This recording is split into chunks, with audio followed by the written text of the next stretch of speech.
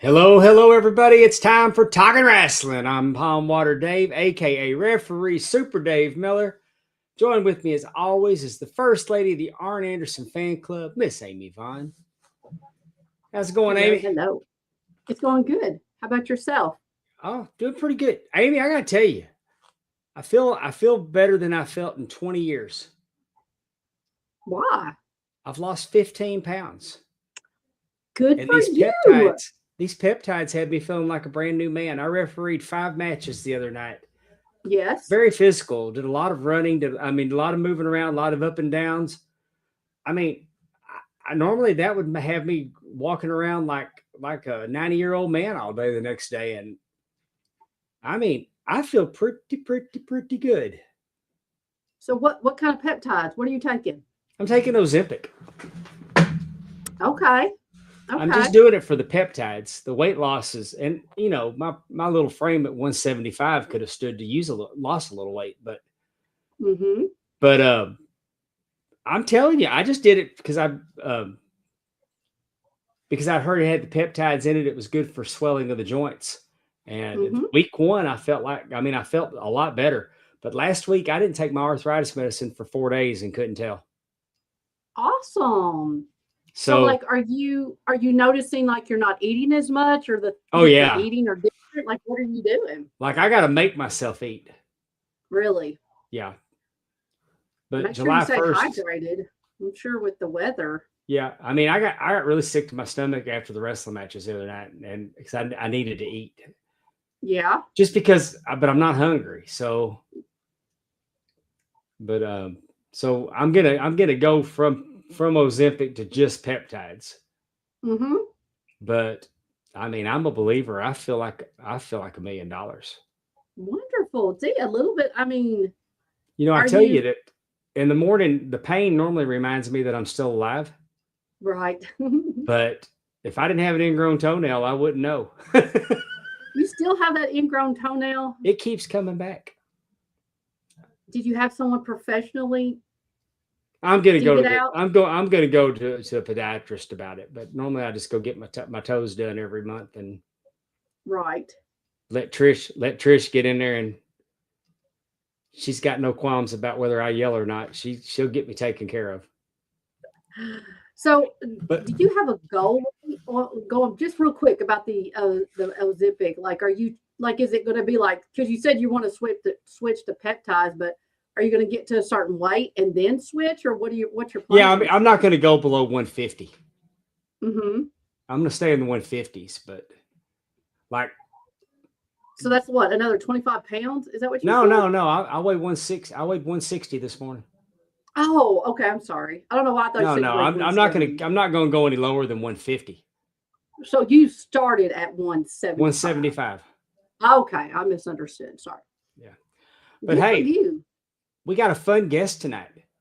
I He's know. back for a second appearance. How long's it been? When's the last time we saw him? And Amy, we've been doing this 4 years. It feels like 2 weeks.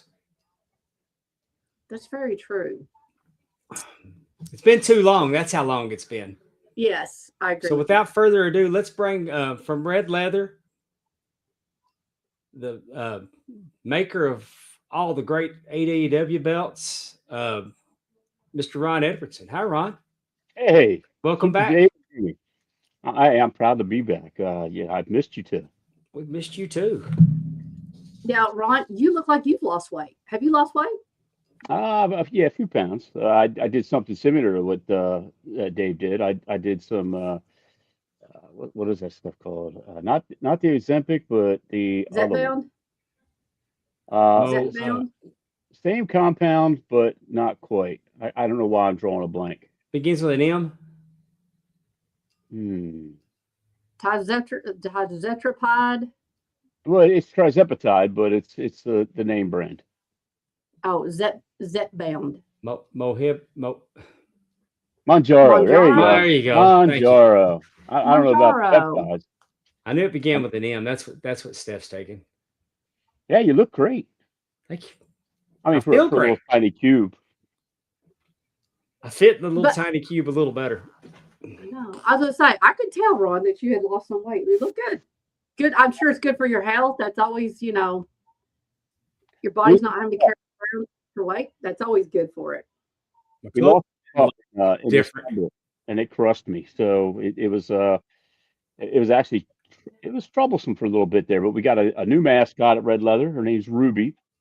You can Ooh. find her on my page. I keep posting her up there. She's a little 26-pound brindle boxer, and she's something, all right. She's full of energy. Yeah, they are. Oh yeah, Both we my take her dogs together everywhere. don't weigh 26 pounds. Oh yeah, she went It's from close 8 though. pounds in 4 weeks to 26. Wow. She'll top out around 75. Our friend Carolyn has a little boxer, and they're active. That's an active breed. Yeah, they're definitely one of my top 4 or 5 favorites. I'd go with probably Black Labs, Golden Labs, the Boxers. I mean, they're all up there. Bernedoodles, great dogs. And how But could you just not love that face on a little oh, boxer? well, you For know me, what? it's I Great wish I knew Danes. how to post a picture of her up. Dave can probably pour up on my Instagram or something. I'm not sure. You I guys bet are I posting could. that.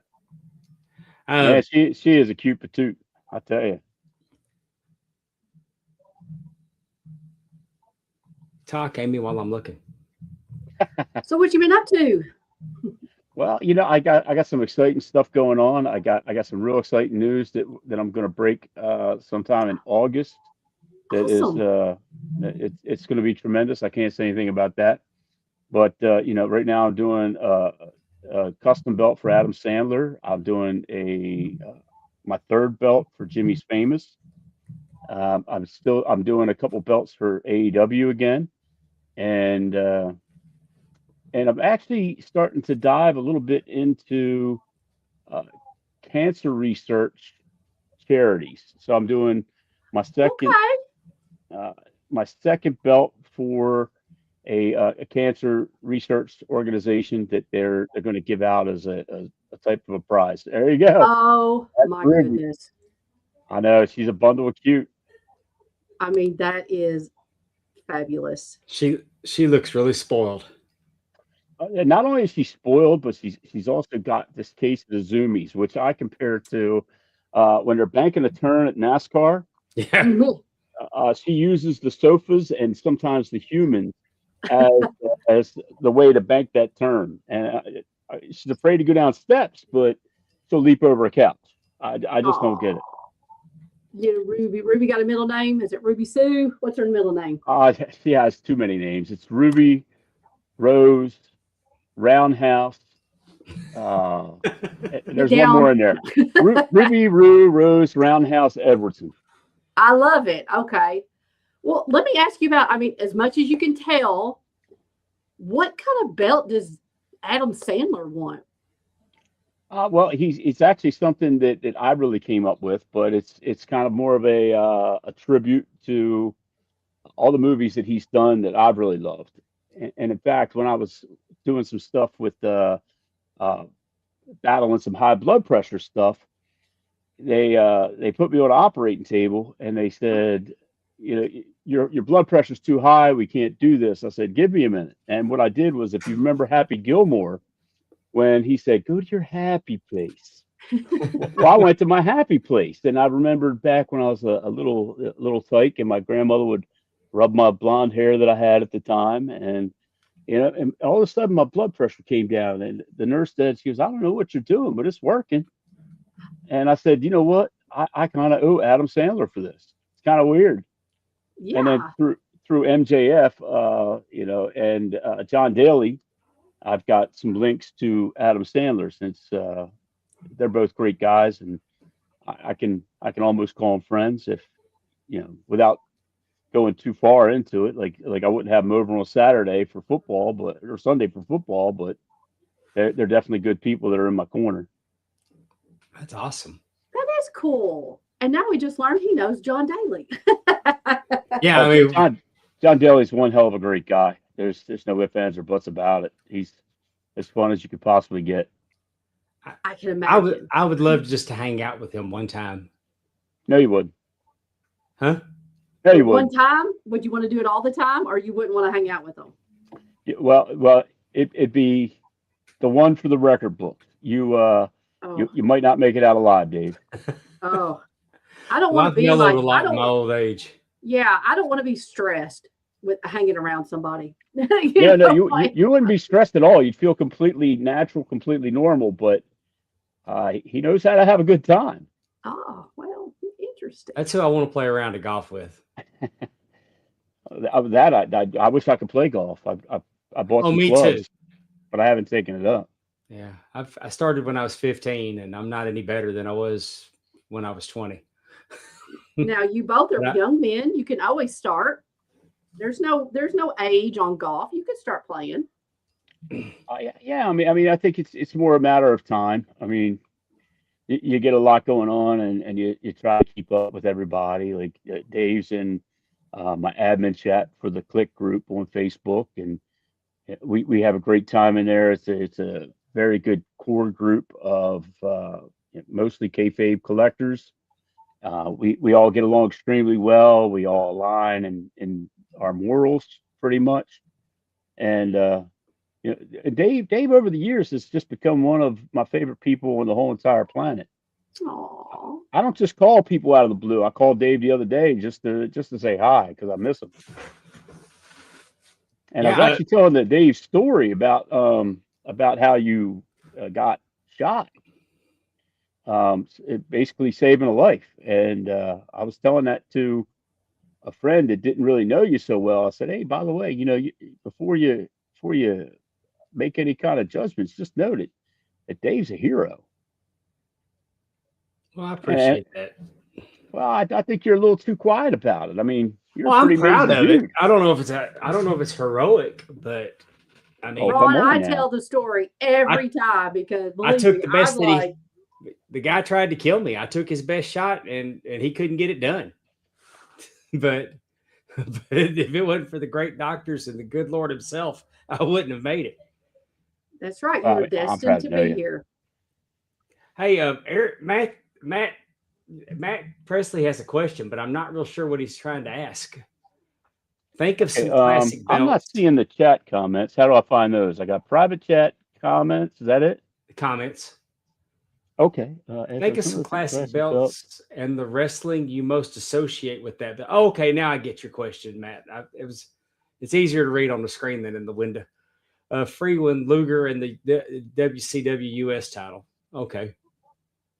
Oh, is he asking for a free belt? I'm not really sure what he's No, he asking wants there. you like a classic belt. What's one of your favorite classic belts, and what wrestler do you associate with it? Oh, well, you know what? Unfortunately, my favorite wrestler doesn't really have a whole lot of belts, and we know who that is. That's Piper. Yeah. He had the classic Mid Atlantic belts where he seemed to have the best runs.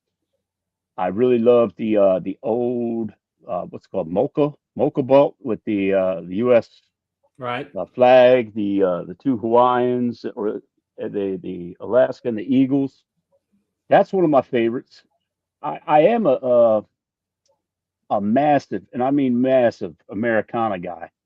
Like anything America is top of my list. The WCW 5 plate, the JMAR 3 plate, even the WWE's. I mean, I love all U.S. belts. I love the red, white, and blue. That's basically my What is core. The what current is the US belt's one of JMAR? my favorites. What did you say? The JMAR 3 plate. What is that? It's the one Flair I had. think the Flair and JMAR Conan. test was basically Okay. what's that? You were cutting out. It's Oh, I was when they cutting out. when I they quit using love the start. Reggie. They quit using Reggie and started using Jamar. And Okay. he kind of used the main plate. It's a little wider, but instead of Okay. having 5 plates on it, like the one that Conrad just sold, Yes. it's just 3 plates. Okay. I don't know There's all some bumps in sometimes the the back. lingo when I ask questions. Yeah, that's Fritz and Bucky. They like to make their presence known. I mean, I definitely draw the majority of my inspiration from the classic Reggies because, I mean, he's just the best. And some people will say I'm the king of belts, and I'm like, well, I can't really be the king because that would be Reggie. And they're like, well, Reggie unfortunately has passed on, you're the new king. And I'm like, well, I mean, that's a hardcore title to have. I don't know if I want it, but I am proud to say that most of my designs, I believe, will end up being classics like Reggie's. Oh, without a doubt. I mean, just what you've already done is pretty iconic. I would keep going. I mean, I think I've got at least another 25, 30 years in me, I hope. I mean, to me, like the tag belt, I know that's 100% Ron design that you did it with the. I know it's been kind of that Jimmy's has a belt kind of like that. Uh, what was the horror related one? That was the Days of the Dead show, and Yeah, I think a good collector, Mike Carruth, owns that now. Um, that was a pretty fun belt. It was actually designed by a guy named Caleb Loop, and then I cleaned up the art, sent that out. It's the wonderful kids from Stranger Things held that belt up at a show, so it made People magazine. Yeah, it's a dream to me, Dave. Probably the same way to you as being a ref. I mean, you grew well, up probably wanting to be a ref or wanting to be a wrestler, and there you are. I wanted to be a ref, and I couldn't get in. And then fast forward to, uh, almost 20 years later, I show up to and go to wrestling school, and then transition into being a ref. So, but I guess out of all your belts, the tag belts design is what when I think of like that one to me, that design is your calling card, but not exclusively limited to it because the TNT belt, the bling, is my absolute favorite belt that you've ever made. Yeah, this one here was Wardlow's. I love it, man. That's beautiful. How Sammy Wright popped in and said, "I'll train you." Everybody, y'all send some prayers up for Sammy. He suffered an injury in the ring the other night in Louisiana. He's got a really bad broke his ankle really bad and Ooh, had his first surgery today. He's going to have another one next week, and we're hoping that he'll get back better than ever. But right. just Well, he better. He's going to there's train never a you. good time to suffer that kind of injury. And But in the meantime, he can train you while he's healing. Right, right. He's going to have to heal so he can train you. hey, That's I right. may take him Works. up on it because I'm feeling pretty good. And there's Yeah. not very many 60-year-old rookies. Hey, the way everybody's been coming after me at SWA and Lost Art here lately, I might need to train just so I can protect myself. I've been getting into some hairy situations. Not to mention that Rob Love takes liberties every chance he gets. Mm-hmm. I would think you have a lot of Hmm. protectors. I'll protect you. I need these to protect me. Yeah, well, then call me up, man. We'll knuckle somebody up for you. Oh, Andrew popped in. Hi, Andrew. Andrew manages a car dealership, so last day of the month, I would imagine he is very busy. Yeah, I bet so. Willie said he would drive the cart if y'all want to play golf. I saw that up there. Willie Buck's here. Willie Farnbrew's here. Hi, Willie. Both of you. Matt's here. Uh, Ron, how many stones? I've heard you say, is it 1,577 stones in that bling belt? You nailed it, buddy. 1,577. Yep. I had to count them one by one just out of curiosity. Oh man. I didn't know how many it was. I was like, it's a lot. How long does it take to put 1,577 stones in a belt? A solid 8 hours broken up over 2 or 3 days. I'm not doing that all at once. Yeah. Maybe 500 is a shot. It's way too much, but yeah, it's still fun because look at the result at the end. Did they abuse it real bad and send it back to you missing a bunch of them? Actually, the guys at AEW don't seem to really abuse belts too badly. I mean, there's the occasional broken bolt because the belt is being used as a weapon, but not very often. Really good people. It always makes me cringe, and it always has made me cringe when belts hit the floor. I don't even like seeing them dropped in the mat. But I don't either. I feel it. I feel it right in my stomach. When they hit that ramp, I just tense up. I think that ramp's actually padded, and it still hurts me. Especially when you hear that sound of it hitting concrete, that clank or clunk, however you want to word it. You feel it goes straight up your back, and you just, I don't care how much money's in it, you don't want to see your baby get hurt like that. You know what spot they do that makes me cringe the most when it comes to belts? Tag teams, when they take the belts and they clank them together. Cheers! Oh, that does hurt. Absolutely. I'm looking in the back. Has Amy got some new belts back there? I'm looking for some. Where's that? She had a NWA television last time. She still does. He's right here. Oh, there it is. I see it now. Okay. He's right. I have no, but I've added some FTR, and they probably have your belt somewhere. I've added some FTR figures. I haven't added any belts. I haven't. I just got my one.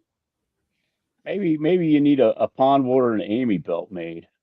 Wouldn't that be cool? I kind of, FTR, they're kind of talking about like they might be wrapping it up. I might need something to commemorative them. I have to look into that. Strikes me as the type of tag team that would have replicas of the belts that they've held if they don't have the actual ones.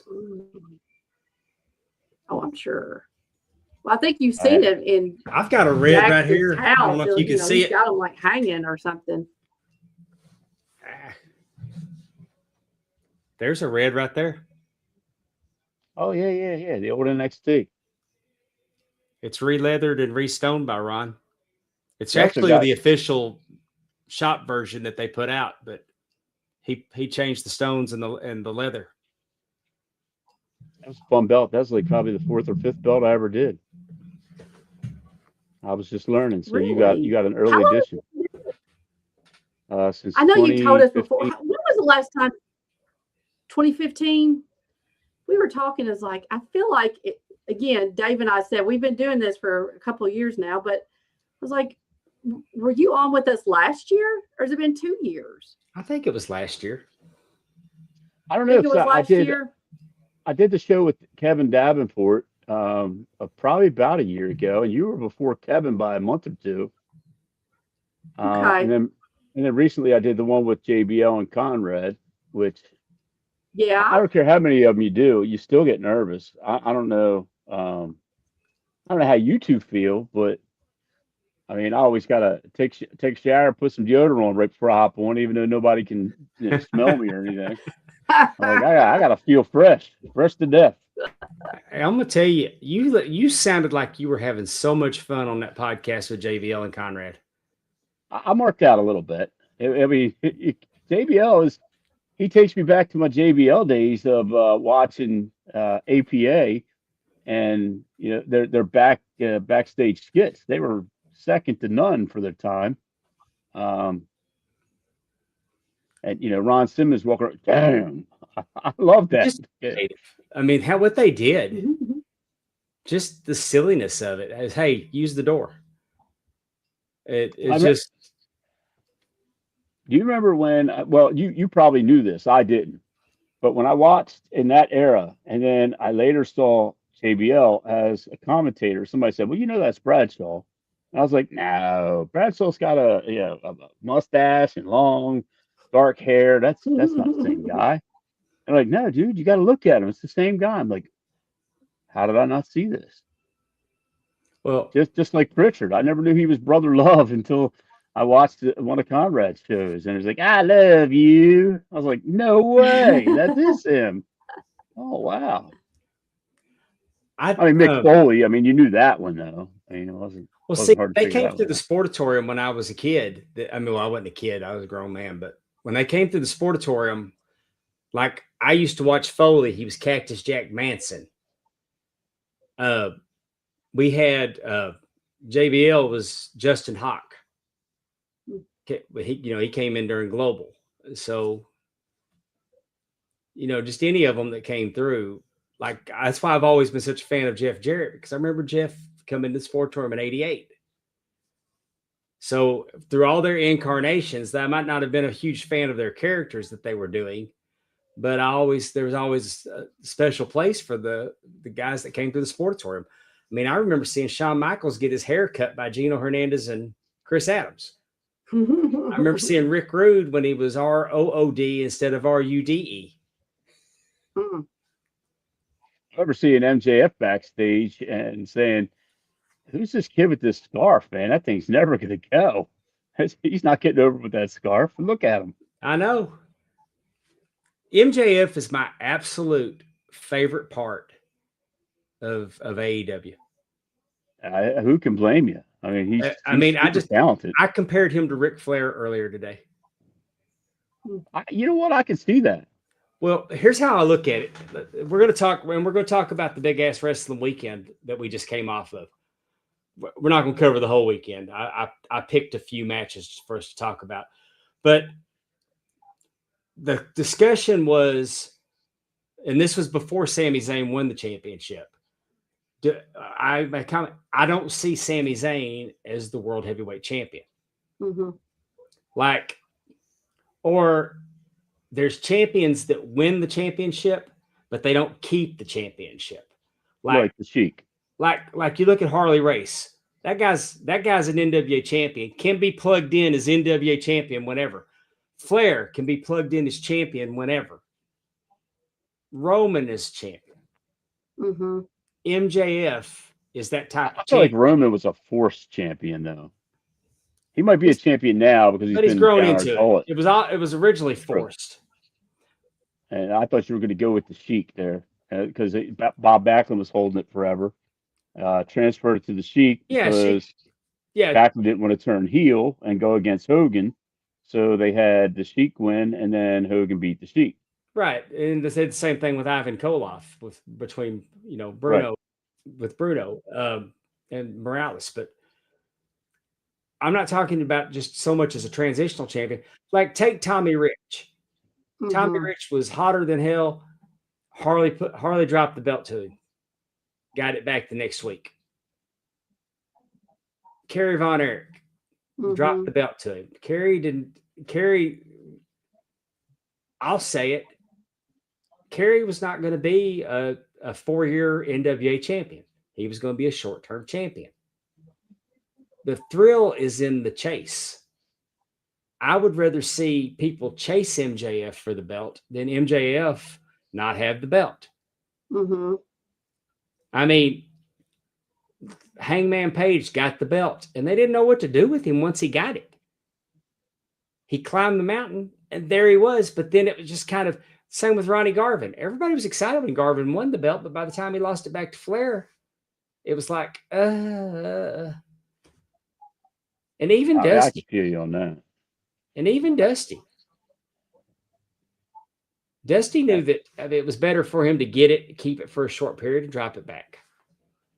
Sure. I mean, it's what's best for business, and it seems like what's best right now is what's going to sell the most side plates, and yes, that's where I go with it. It's like, oh well, you know what? We're dried up on Cody plates. We're dried up on Roman plates. Let's give it to the Zayn guy and sell a bunch of side plates. Let's do that, and then maybe we'll move over to a LA Knight or something. Yeah. I mean, it hurts. And, they also love selling custom belts now. I mean, they just came out with They just came out with 2 Stone Cold belts. And I got to admit, I don't normally go for the tribute belts, but the Smoking Skull, it's got purple on it. They painted it with purple on there, and it looks pretty badass. You know what's funny is I haven't even seen it yet. I won't even bat an eye at tribute belts. I went and looked for it. They had them on Fanatics, and then I learned that there was a second one. But have you heard about this this scam that people are doing?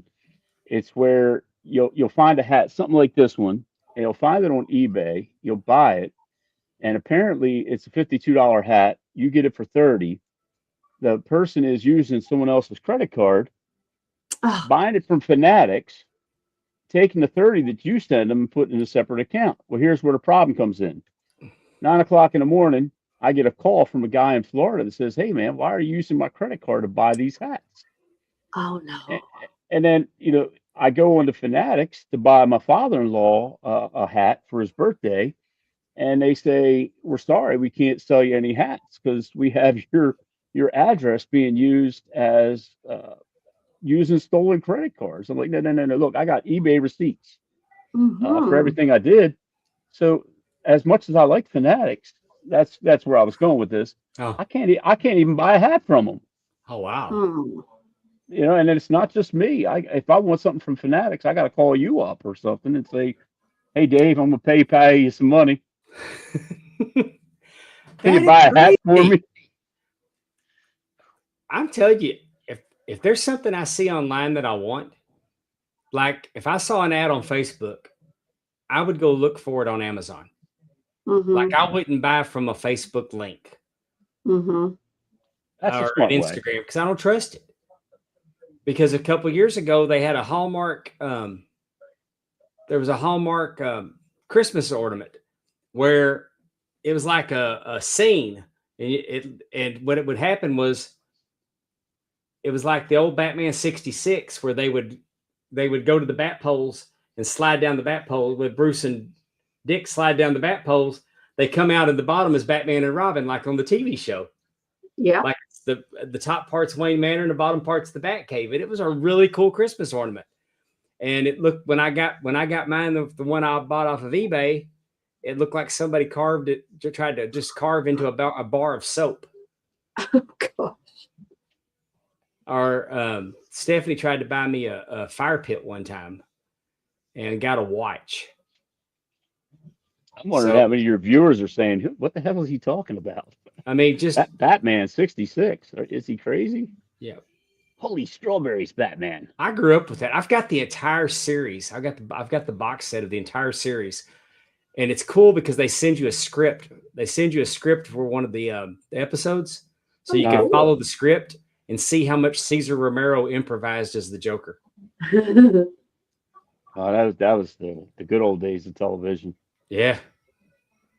Not like today, everything's regurgitated, but So Man. let me ask a question about kind of going back to belt. So, one of the things that we have kind of seen lately, at least even in the wrestling genre, I guess you could say, is belts and collectibles going for so much money. Heritage Auction, just did something in May where they had a belt that was up for auction. They had trunks, they had robe, they have all kinds of different memorabilia.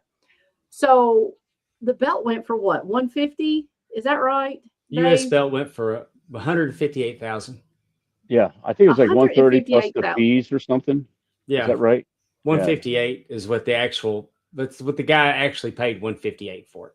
Right. So how does that make you feel as a belt maker that there's this like surge of people that are looking at collectibles in that way? I know you said you want to be doing this 25, 30 years, into the future, and you should be able to, but how would you feel if you had, a belt you have created was up on the auction block like that? I think I'd be over the top. This is actually a topic that Dave and I discussed on the phone just a day or two ago. There's some people out there that are really mad about it. That basically belts that they're buying for 8,000-10,000 are going for upwards of 100 because they're taking them out of collectors' hands. But the person that bought this belt was a collector, so it's staying in the community. Now, my the Stone Cold tag / Intercontinental belt, that's going on Heritage, and I mean, I'd be a fool to turn down 75, 100, $150,000, who knows what. Well, let's clear Are it you up for saying that's people. your belt? Your belt's going on Heritage Auction? No, this is No. the belt that Stone Cold took. He took the Intercontinental from The Rock. Mm-hmm. He was set it down, He threw some swimmies into a river, Yeah. and then he picked up a tag belt, but only showed you the back, and he flung it into the river in New Hampshire. A fan fished it out. He tried to sell it or extort WWF.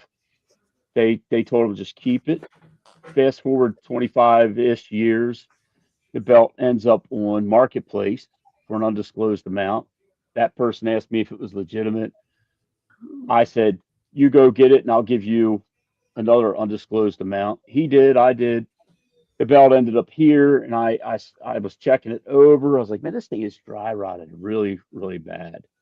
I can't imagine. I've never seen a belt this badly damaged. It was also autographed by Stone Cold. So I immediately started the research, making all the calls, and I found out that this is the belt that was fished out of the river. Well, Conrad, he contacted me. We talked about the belt. We got online with Heritage, and Heritage said, "Would you be interested in selling it? We think it's going to go somewhere between 75 and 200,000." I'm like, I'd be a fool not to do that deal, because the belts that Dave and I grew up loving, unfortunately, we're starting to age out to a point where the people that are loving belts now are the only thing they have to love are network logos. Right. I mean, where are the people that love the undisputed V1, the undisputed V4, the WCCW, one of my absolute favorite belts, the Winged Eagles. I mean, these fans, they've never seen a Winged Eagle defend it, most of them now. So how many people are going to really care about a tag or an Intercontinental belt from 1990 in 10 years? So to me, it's the right time. Well, the Winged Eagle's been gone for a long time, but Cody wanting to bring it out was quite a resurgence in the Winged Eagle. God bless him. That's probably my favorite belt that I didn't create. And God bless Cody for bringing it back. So it must be near and dear to him. I get treated like a leper, for my opinion, on the Winged Eagle. It's one of my least favorite WWF championship belts. Well, forget about. But I think the reason is that when I first saw it on Hulk Hogan, it looked too small to be a world belt, because the AWA belt was huge, the big gold was huge, and Hogan's wearing this little bitty belt. If I'd have seen that belt on Shawn Michaels or Randy Savage first, I might have a different perception of it. But compared to the other world titles, it just didn't. And I also, even though it was a common design belt, the Hogan 85 that he wore at WrestleMania 1 is like one of my, that NWA television title designed like your Arn belt. 80. Wait, was that an 84 or an 85? I think it was an 85. It was an 85 at WrestleMania. Well, I thought he had the 84 with the red letters coming down the hallway with Mr. T. No? I thought it was the 85 with the black paint. You might be right. It's just one of them. But I love that era. I really love that one. But if That's you ask me what my favorite all-time WWF belt is, the blue block Big Eagle. I like the Big Eagle. Here's what I don't think a lot of people get. When you take the belt and you forget about who held it for a minute, and you break down the art, and you look at a Winged Eagle and a Big Eagle are the same exact belt, made by two different belt makers. They both got bars. One was a little smarter and made them into the etch. They both have great big eagles. They both have the same style banners. And it's not until you really start to break the art down that you start to see what they were thinking. Because it's not easy to take all these elements and make something incredible. But I challenge you to do that. It's pretty cool. Did you start to look over your shoulder for it? Yeah, I did. I looked because it's right behind. It's behind my head. You can't see it. Yeah, later on tonight, you're going to put a big eagle right next to a winged eagle. You're going to look at him. You can be like, Ron's right, man. That's the same exact belt. Well, Like the I just thought AEW women's. J-Mar's designs I thought they were pretty innovative. I like the oval IC, but the oval IC is still one of my favorites. The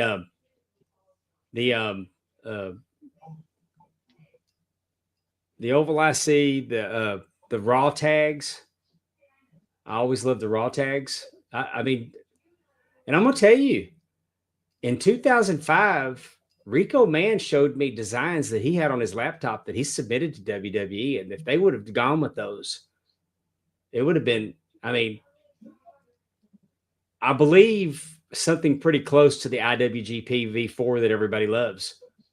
That is a very was nice a belt. WW was originally a WWF concept that he was trying to show them, but he had some of the most innovative belts at that time.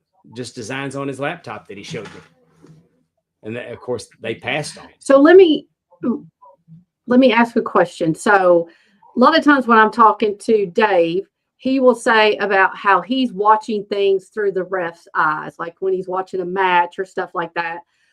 So, like when you're looking at a belt, regardless of it being on TV or what somebody has it, as a belt creator, what are you most impressed with, Ron, about belts? Is it you start, go ahead. You know what I mean? Like what really catches your eye? And take a tag. This is a classic Reggie tag that was re-leathered by Mike Nicolau. But you take a look at the eagle coming through here. This eagle finds itself into a lot of Reggie designs. It's the NWA US. It's several other belts. He loves to plug that in. These little florals right over here. He loves to use this on the Hogan 84, Hogan 85, quite a few other belts. And what a lot of people don't know is a lot of these parts, like right here, these are all clip art from old magazines. And when you can when I'm designing a belt, I always start off with a square. And then I start to manipulate the square. So in this case, I can see what he did is he took a square and he put a piece of clip art across the bottom. He used the clip art for the frame. He put some good grapplers in here, and he put a little loop up on top. Coming around to the other plate, you can see exactly what he did. That's all clip art. So you can actually find this stuff in old magazines. So I get super fascinated by the use and reuse of the clip art in the way that sometimes you look at it and say, what's that doing there? And then you kind of see that it just all comes together and it just makes a beautiful piece of art. Just like Dave just looking over his shoulder a minute ago. It's like he's like, wait a minute, is Ron right? Is a big eagle the same as a winged eagle? And then later on, he's probably going to message me like, damn it, Ron, you're right. Reggie liked to use crowns too. He's a big fan of crowns. He put crowns on the 85. He had crowns on that tag belt. Sometimes he would put a crown on a belt instead of a logo. Like if you might have got a winged eagle with a crown instead of the WWF logo. I can only guess what would happen if I would have got to work with him just for a few years. Oh, and to answer the question, Willie says, does anybody know what WCW paid for the U.S. title originally? I guarantee you they didn't pay more than $900 for it. That's probably right for the time. It may not have even been $900 for them. That's probably right. Probably around 1,000, maybe. And first winged eagle I ever bought from Reggie, it was non-logoed. I think it had the FWF logo on it. But I bought a winged eagle from Reggie for $900. But then what happened was that you used to have etchers all across the United States that would, make your plates. But then so many people were ripping them off that they said, we're not dealing with belt makers anymore. So then you end up with like 3 or 4. So then they started to realize, wait a minute, we can charge more and more and more. So your $900 belt became an $1,800 belt. Right. And then through inflation, your $1,800 belt became a $3,200 belt. And then, of course, overseas steps in and they don't have the OSHA. They don't have the the chemical process to get rid of the old acid. I don't know what they do with it. Maybe they put it in the ground. Maybe they put it in a river. They've also got the minimum wage there, I believe, is $180 a month. So imagine if you could hire 10 employees to work for you 40, 50 hours a week for $180 a month, what you could accomplish. I mean, I'd be turning out 150 belts easily. Yeah. Unfortunately, here we've got the IRS, we've got OSHA, and we've got extremely expensive labor laws. Well, anybody that watches this show knows that we do a commercial for Big Time Belts every week. And I mean, wrestling promotions all over Mississippi are, I mean, even I don't know who that is. It's the maker's name is Muhammad Zubair. Okay. But his Facebook group is Big Time Belts, and that's how he brands his belts. But he like for Battle Zone Wrestling, they sent me a design made that they came up with AI, and he made them a belt that was completely stacked, and I mean with stacked plates and copper plating. We actually did copper plating. It's a beautiful belt. It's unique. It's an original design, and they got it for, I don't want to tell how much they paid for that because they're a customer. They were well under $500. Wow. For, a belt that I would put that design for originality up against pretty much anything. Just like, hey, you could throw it on the table with belts that you see on TV. I guarantee you that in as far as indies go, he's probably got it's a top 10 belt. Not that one. Okay. That one's still got Mox blood on it. Does it? Oh, yeah. The AEW belt is by far the heavyweight. Well, they don't call it the heavyweight, but their main belt is not my favorite of their belts. Again, I'm not budging off the TNT bling being my favorite ever AEW belt. And the Continental Unified belt is probably second. Wow. I appreciate that. That is a beautiful belt. It pisses me off, Ron. Well, I'm sorry, Dave. Well, think about it. You have the International and you have the Continental, and you combine them and you come up with the most beautiful belt that you make. And then you come out with a replica of it. We love this belt so much that we're going to put a replica out. And then we're going to break them up. And they're the same damn concept. Yeah, I don't know how that works, to be honest. It don't make any sense. It makes my belt pope mad. The belt pope does not approve the separating of the Continental and the International. Well, there's so many like pieces in there. Like number one is I love the Continental because it is I was told to make something that had a vibe of classic WCW, cruiserweight, that type of an idea. So it does have a little bit of looks like. I hate when the looks like people are wrong when they say, "Hey, it looks like." I'm like, no, it doesn't. That's not what inspired it at all. But I did truly love making the International. It's definitely one of the best looking belts I think in the world. I think the Unified is one of the best looking belts in the world. I think the heavyweight is one of the best looking belts in the world, and it's right up there with the IWGP V5. And if you forget about who owned them in the history, I think it competes with a big gold. Sorry, Dave. Get a little shock out of you on that one. Well, I'm thinking.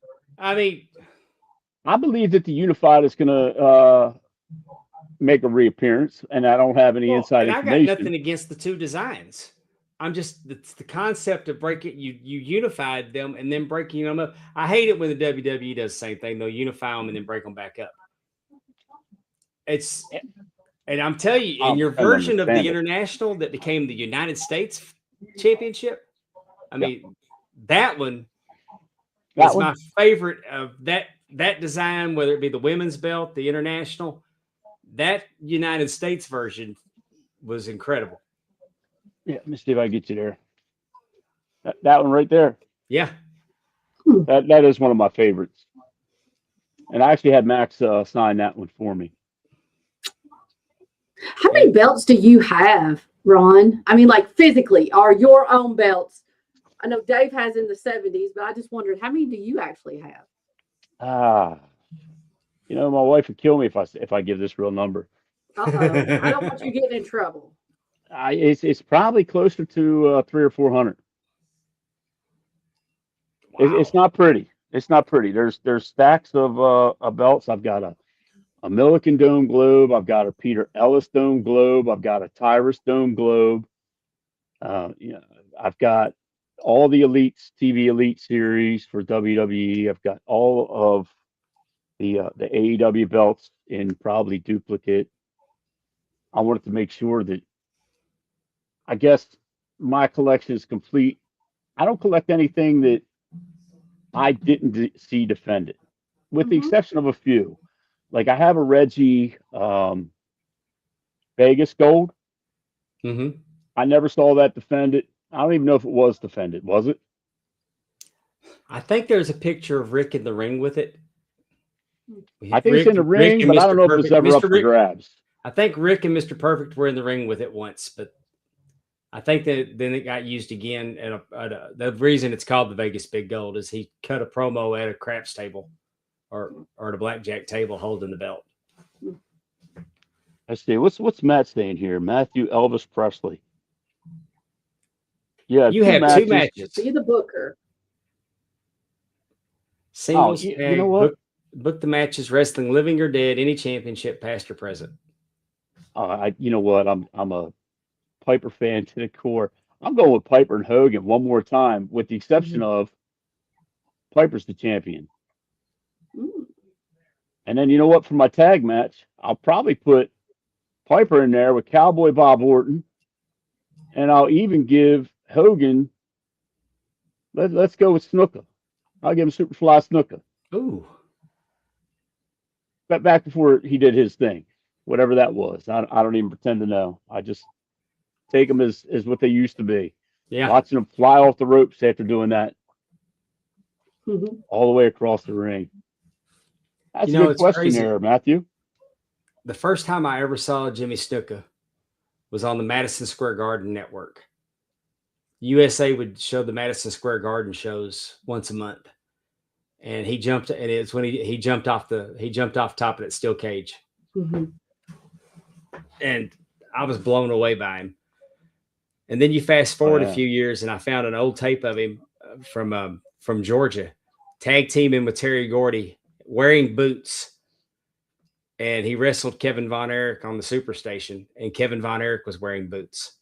Did you watch the classic old Rockin' Rasslin cartoons? I did not. I thought it was silly. Oh, you missed. It was good. My brother loved it. That's when they started losing me, because I'm like, no, because Night of 1,000, when they were doing they all got on stage and they were singing, na na na na na, and I'm like, how are they not fighting each other? How are y'all all in the same picture and y'all aren't fighting each other?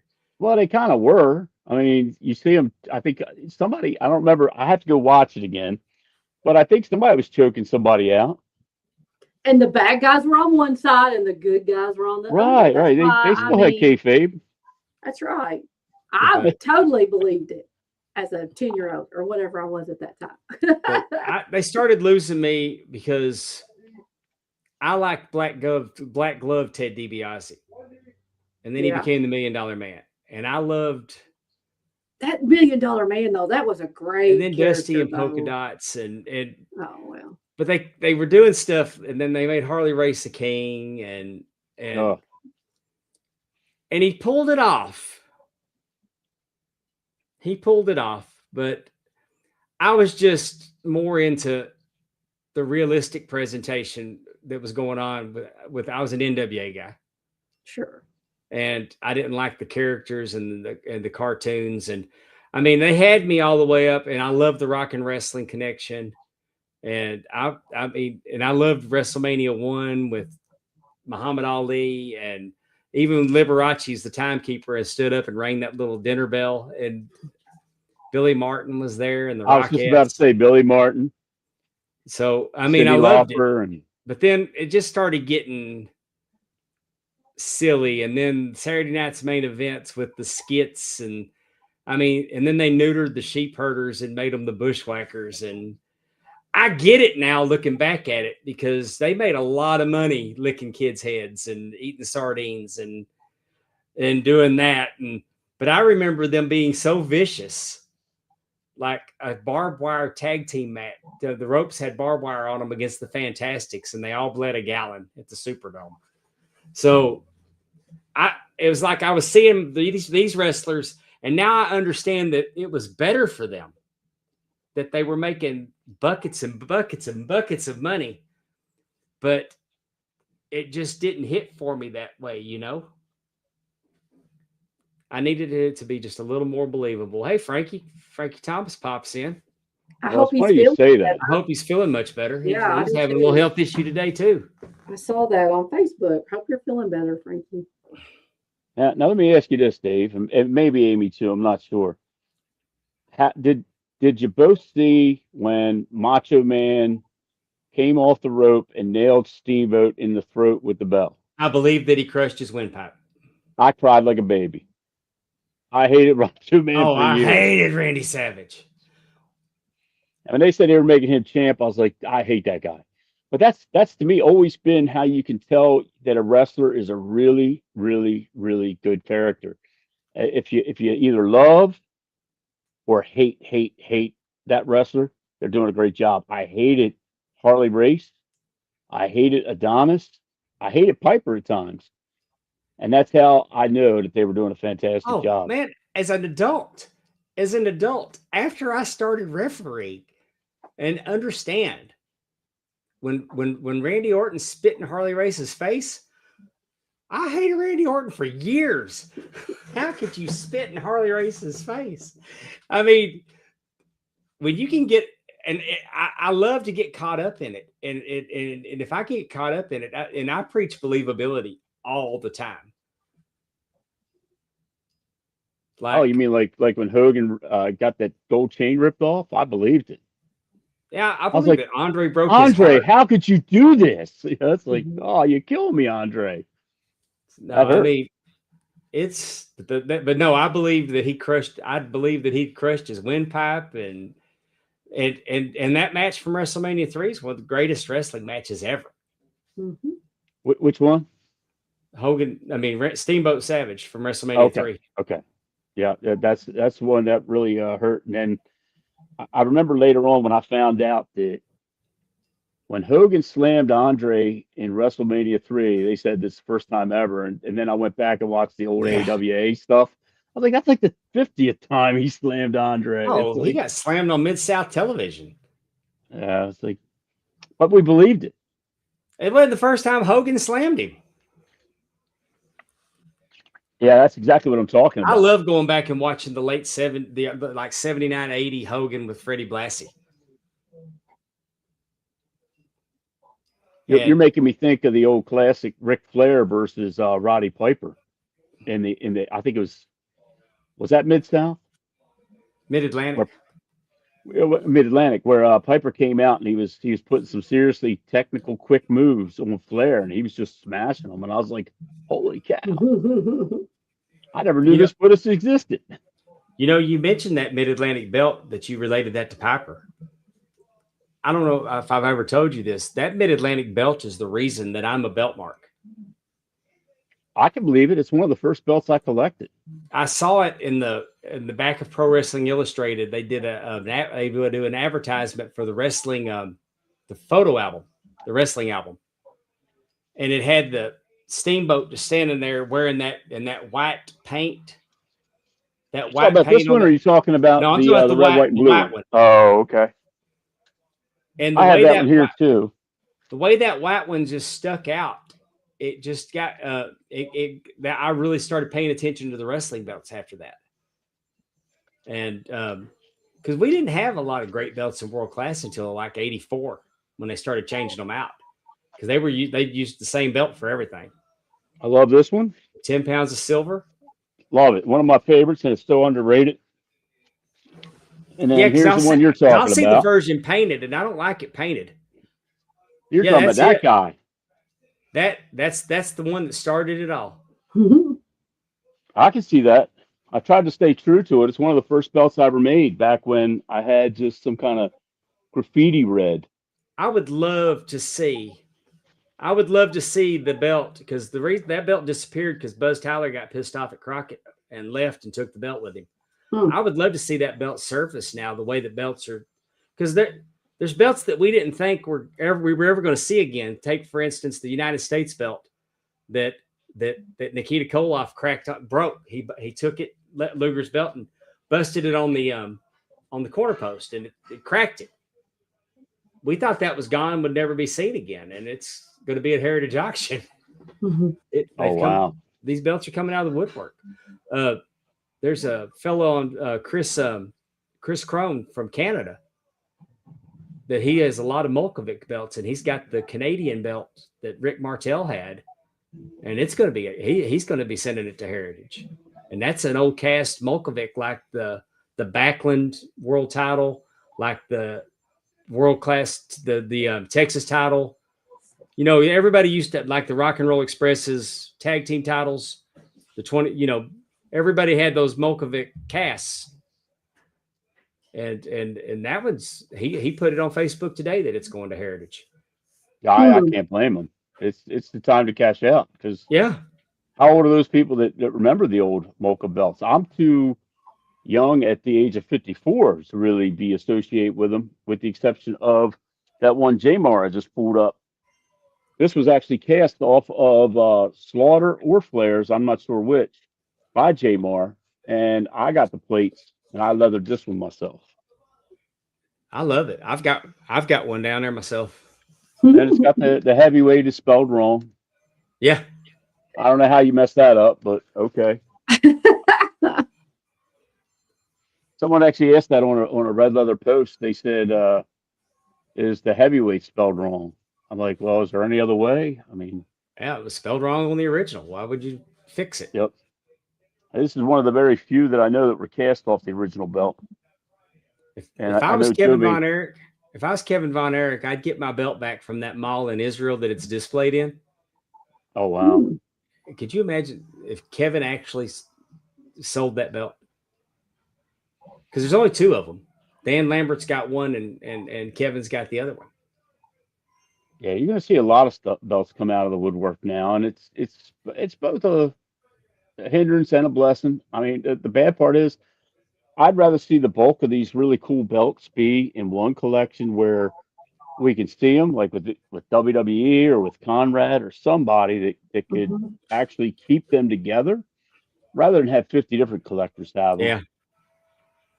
But I'm also understanding that a lot more people that spend on sports memorabilia are now shifting their focus from stocks to collectibles. Mm-hmm. Well, I don't think the person that paid $158,000 for that belt bought it as an investment. Well, what about the Hogan boots? They went for like what, 1.03 million? Over $1 million. And I believe, and we don't know who bought them. I believe it was either Fanatics or WWE to set the market high.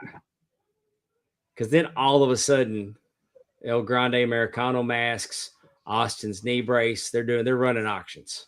Mm-hmm. They're running auctions on stuff. I wouldn't be surprised if, and I'm not saying a fabricated number, the guy that sold them, that's what he got for them. So, but could you imagine if WWE were to start providing wrestling gear for their wrestlers, and then they have to give them back after the match, and they have the microchipped, and this is the match it was in, and they can turn around and sell it. I don't think they could. It'd be way too hard to keep track of, and it'd be way too expensive because they'd have a lot of. I don't want to say no names, but no names would be getting equipment made. That could you imagine if you could get like the Rock's first tights that he ever wore? When well, he was yeah, but I'm Rocky saying, Maivia? but they go Charlotte Flair. Here's your WrestleMania robe, and then after the match is over, they take her WrestleMania robe. Next day, it's up for sale. They paid $12,000-13,000 for it. They sold it for $40,000-50,000. Mm-hmm. That probably will happen. I could see it.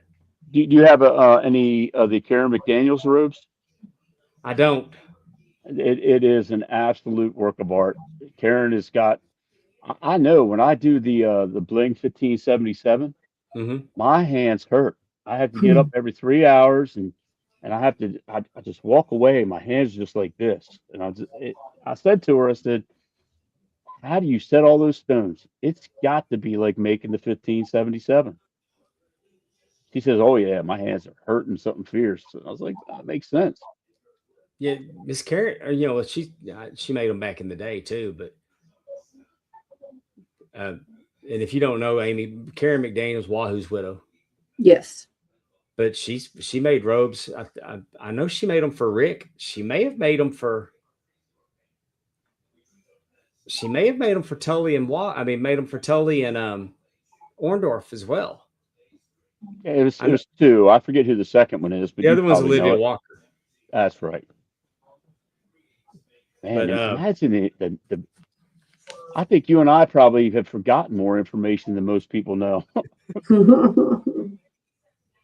I I noticed I saw an Elvis magazine once, and I did a little research and found out that Olivia Walker actually made some of Elvis's jumpsuits. Wow. And you can look Yeah. at Flair's white robes and see the inspiration that Flair took from Elvis's jumpsuits to some of the early robes. How do you feel about the C4? I think it's beautiful. Do you have one or I don't have one. I've got okay? well, you've seen my big gold because you re-leathered it. I'm gonna lend you one. I'm gonna get your address again, and I'm gonna mail you out one, and you can mail it back to me I over a mean, week or even two. Conrad says that the C4 has changed the game. I mean, it's the closest to it is the actual closest replica. I actually have four of them. I've owned as many as seven. No, I have five of them. Um, and anytime one comes up for sale, I immediately grab it. Yeah, there was an opportunity to get one for like $3,500 not too long ago, and I started trying to move some stuff to because I was tempted. Okay, So what is that's the probably one of what I C4? got. Got to tell us, what is the C4? Okay, the C4 is the brainchild of a guy named Colin who lives in Australia. The C stands for, I believe, his family name, and then the four relatives, his children and his wife. He set out to make the closest possible true to the From Ride that he possibly could. He found the original carver, not the original carver, but his brother. Original carver's passed on, but it's made from German silver, which is a fancy name for nickel, with silver plating, gold plating. So it's made in the same exact process. The bolts are brazed onto the back of the main plate. It's polished exactly like a crumb belt buckle you can get on eBay for like maybe 50, $60 In for like a case little somebody's tiny one. listening that doesn't understand what we're talking about, the original Big Gold Belt was made by the Crumrine Belt Buckle Company, who provides belt buckles, Western belt buckles, made by a silversmith. Like if you win the rodeo or the world championships, like my uncle won the world paint horse championship, and he got a Crumrine belt buckle, world championship buckle. The Crumb Rhyme Belt Buckle Company was hired by Nelson Royal, who owned a Western store, and commissioned to make the big gold belt. And it's never there was the only belt that ever been made that way, and it was handcrafted by an actual silversmith. They draw on a piece of flat silver and they carve into it. What a lot of people don't understand is that most of your places overseas are etching the lower areas and then they're carving the higher areas. Whereas a real crumb rind is actually an optical illusion. All these florals are actually carved into the German silver versus being raised and then carved. All the conchos, I mean, Colin and C4, they just did a fantastic job of this. And now you can tell how good they are simply because of all the hate they get. Mm. They get hate from everybody and their brother saying, oh, the C4, blah, blah, blah. It's inaccurate this, it's inaccurate that. I'm like, you know what? If it's made by hand, and another was made by hand, they're not going to match. They're all just not. I mean, Conrad always said that when it came to big golds, they're all nice little tribute belts. 100%. They're all tributes. But he wanted to get half hot about the C4, but he had it once he saw it in person. He's like, once he saw it in person, he's like, man, they've done it. He's had them at StarCast. You know what I like best about it you is saw mine. Danny Nixon made mine. Very good job. But I just recently learned that I never knew the letters on the big gold belt were relief pieces. I thought you knew better. I read the book and I didn't remember that fact. Oh, okay. I thought that I did not realize each one of those letters were reliefs. I didn't know it. Well, now Colin actually has the original cast from the gem holders and the grapplers from the original Crumb Rind. So for an additional whatever, he can have exact castings from the original Crumb Rind for those pieces, which is really cool in itself. And what I like best about, I think, the C4 is I was buying an overseas maker, crummy, I call it a crummy big gold every year, because every year it was the new ultimate version. And then the next year it's like the new ultimate version. So yours was outdated now. And then I did that like 5 or 6 times. I was like, I am done buying the new ultimate version.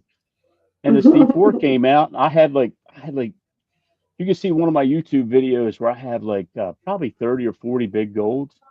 So I laid out about 15 or 20 of them, did a good video. It got a lot of hits. I got to sell like, I think 8 crummies. And I was like, I don't need them anymore because I've got the ultimate of all. They can all taste this for the next 20 years. The case, they sent it in a case, and they actually started doing one where you could get the belt and a Karen McDaniel replica rope. Oh, wow. Oh. They were doing that as well. Yeah, well, I'm a fan of it, but like I don't need 2. I'm going to send you one just for you to hold for a week or 2 if you want. And right.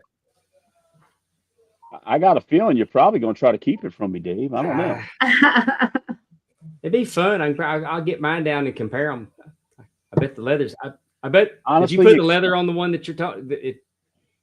No. I did buy three sets of plates from Colin, and the leather that I have, I believe, is done by Daniel Ripley. And I think he's had several leather makers do it, but he's held true to the exposed bolts on the back and a similar to the Harris leather stamp on the back of the Crumb Rind, and he numbers it. So, well, I think mine has your leather, so it's immaculate. I mean, it's immaculate leather, but I don't know that I've ever held true to the exposed bolts. I don't think I've ever done it. Yeah. I don't like exposed bolts. There's like people. Number one question that I get on my leather page that really annoys me, and I shouldn't say it because then people are going to ask me. All my friends are going to ask me just to be smart asses. But do you do send out straps? And the answer is no, I don't. And here's why. You could take, if I do a send out strap for, let's say, a TNT, then all of a sudden you get some plates from overseas, put them on my leather, and then say, look, I got a red leather TNT bling. And you don't. And then next thing you know, I'll get a call from somebody saying, why'd you make this belt? And I'm like, I didn't. The other reason is I believe that the belt has to be 2 things: floppy, and you have to cover the bolts. So every belt I make, you're always going to see it's going to be just like a Reggie in the way that I shave my bolts. You barely see them. There's almost nothing there. You got to be true to the master, the original. And if you're not, then I don't feel like you're giving back the respect or the homage of what these belts were. Well, let's talk a little wrestling. Oh because yeah. it was a big ass wrestling weekend. And Amy, what all did you watch over the weekend, Amy? Let's see here. I'm trying to think of what all was on. A little bit of TNA, a little bit of Night of Champions. I did not see any of Forbidden Door except for clips. And I don't think I watched NXT. I don't even know when that was on. Hey, Allison. Yeah, Allison's got some good belts. I don't know, Alice. So a little bit of this, a little bit of that. All right. Well, let's talk about this. Might have been my favorite match of the night.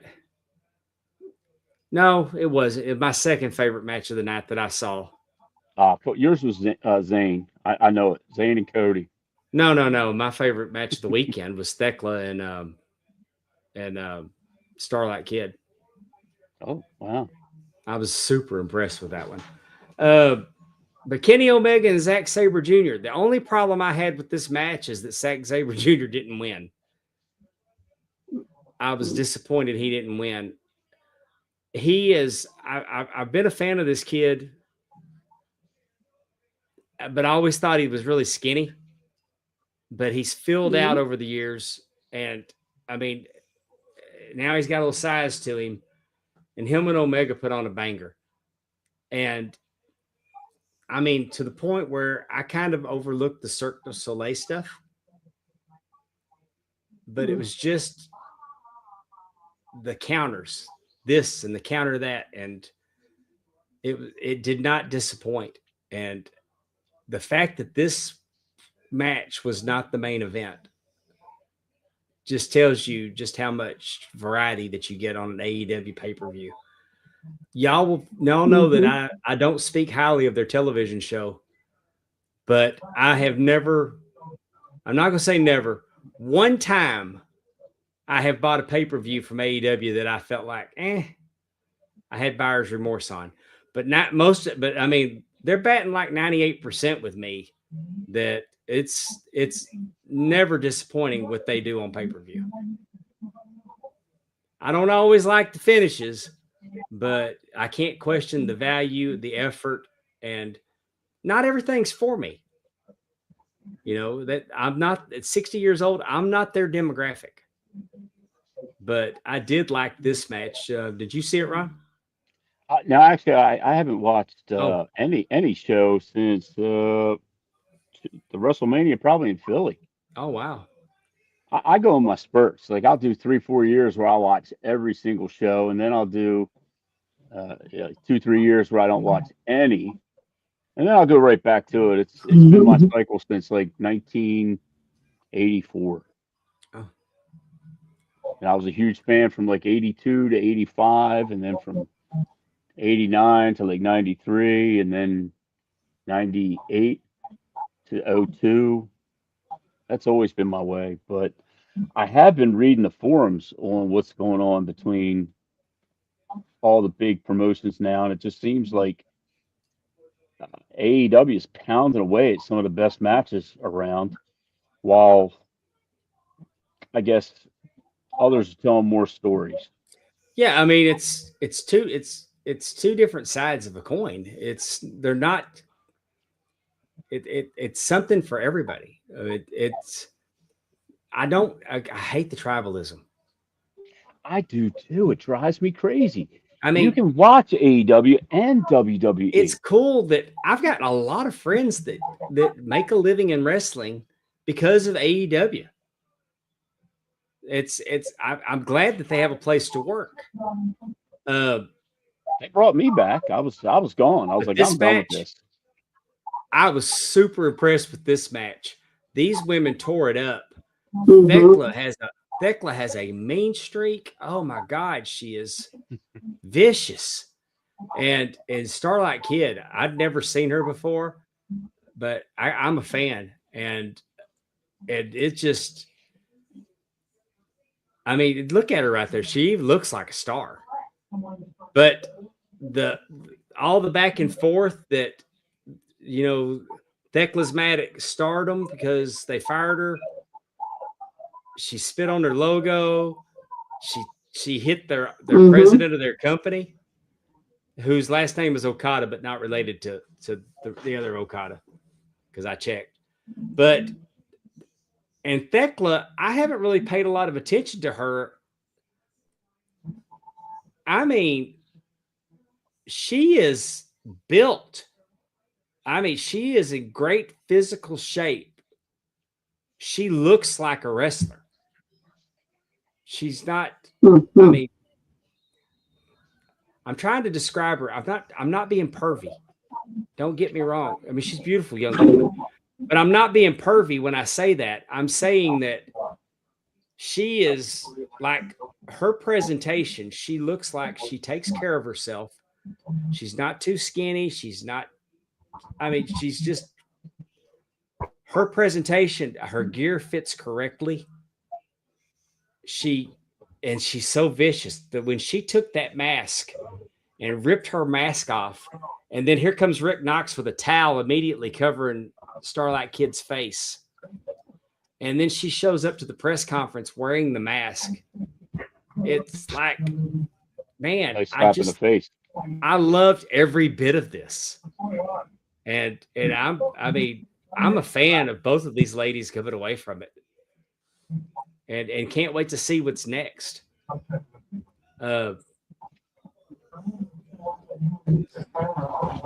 had a little vested interest in this because I'm familiar with Maya World from the Indies. I worked with her in 2024 in Fountain Hill, Arkansas. She was in to wrestle Amy Camacho for the BIW Women's Championship, and I know Athena trained her. Oh, I didn't know that. Yeah, she's one of Athena's. And I have a very high opinion of Athena, Ron. I think AEW stands for Athena every week, and Tony Khan needs to get on that train and get her out of Ring of Honor and put her on television every week. I mean, she's worked for everybody.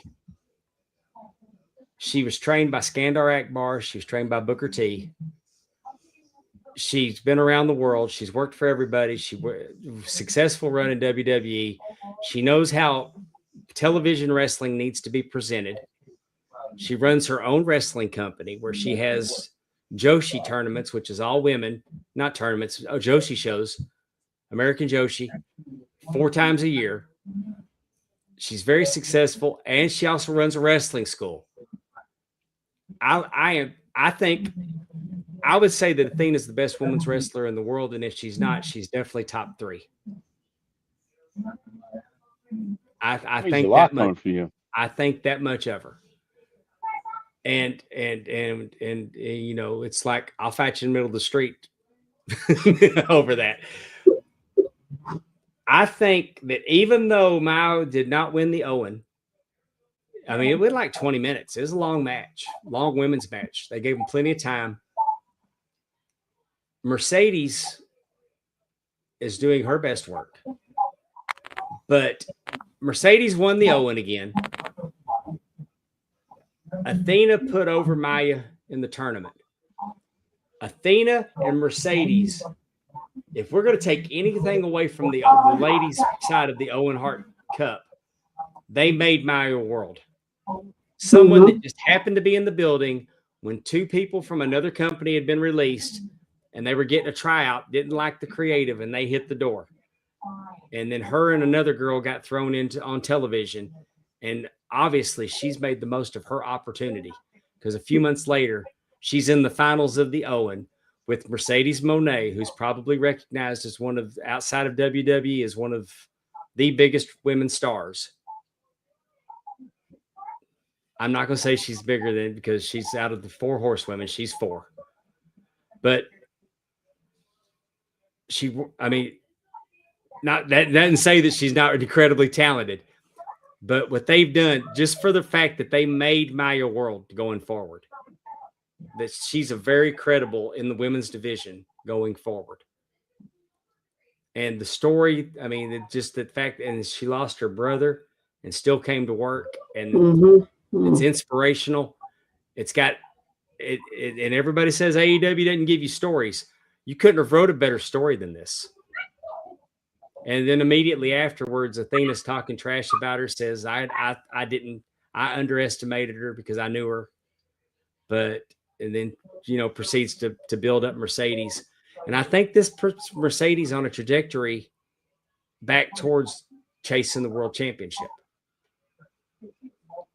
Or I don't know if she needs at this point. Not after the all the belts she had at that one point. And let's put her over for that. She not only went and collected all those belts on the indies to do the belt collector, but she built up those. I mean, she went back and dropped them. I mean, to be that many champions, to not be that many champions, you went on a losing streak to lose all those championships. So you went and left those promotions in better shape than you found them, in my humble opinion.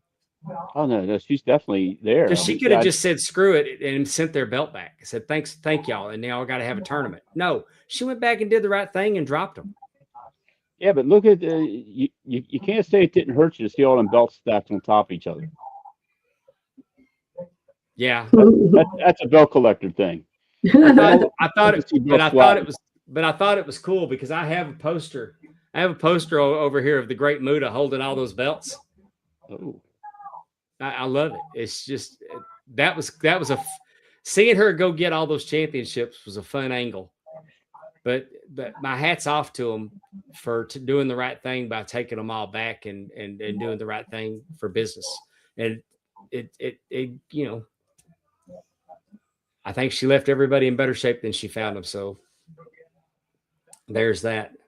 I'm really glad she's in AEW. Yeah, because she wasn't happy. I mean, if you're not happy somewhere, you need to go somewhere else. Mm-hmm. And I get my feelings a little hurt when people go back to said company, like Saraya. When Saraya went back, my feelings got a little hurt. Really? Yeah, I mean, I like Dave. You know the kind of guy I am. I'm super loyal. I didn't know she's as young as she is. Anybody says anything bad about Dave, I'm gonna get right on him. I'm like, hey, Dave's a great guy. Well, I'm kind of the same way about AEW. I mean, look, I love WWF. Don't get me wrong. I just don't love the most recent stuff, and AEW is what really brought me back. Yeah. Well, so how'd this match go down? MJF versus Briscoe. Well, it's actually a 12-man tag team. Okay. Did you like the cage? I loved it. That's innovative. That's innovative. Yeah. Yes, definitely. I mean, I can't find fault in it. I mean, everybody always makes it. I mean, it's just something different. I like it aesthetically for some reason better. I don't know what it. I mean, I can't even say what it is, but I do like the way. I don't know. It just I did like it. Square peg in a round hole. It's just different. I mean, it's kind of like six-sided ring. It's different. I didn't like six-sided ring, by the way, but I'm saying it's different. Yeah. Oh, I like it. It looks pretty darn cool. It's a different presentation of something that's been done to death, and they can. I mean, I don't know that this has ever been done anywhere. So, I mean, we had octagons, but this is somebody had the idea. Let's do something just a little bit different. Mm-hmm. And then maybe instead of doing Stadium Stampede, they put a lid on it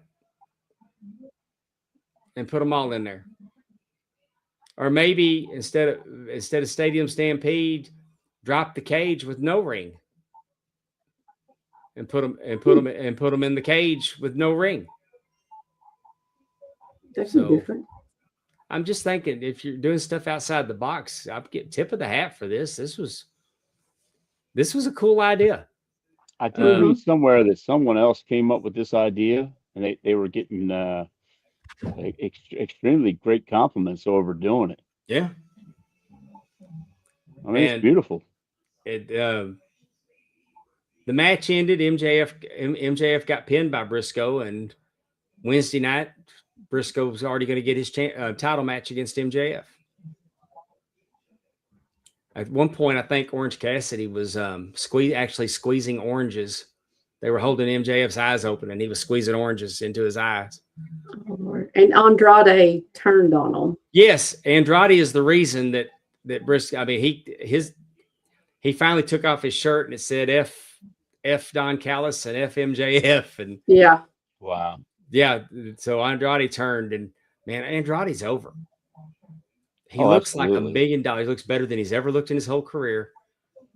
He's playing that part with taking the selfies with the women, and yeah.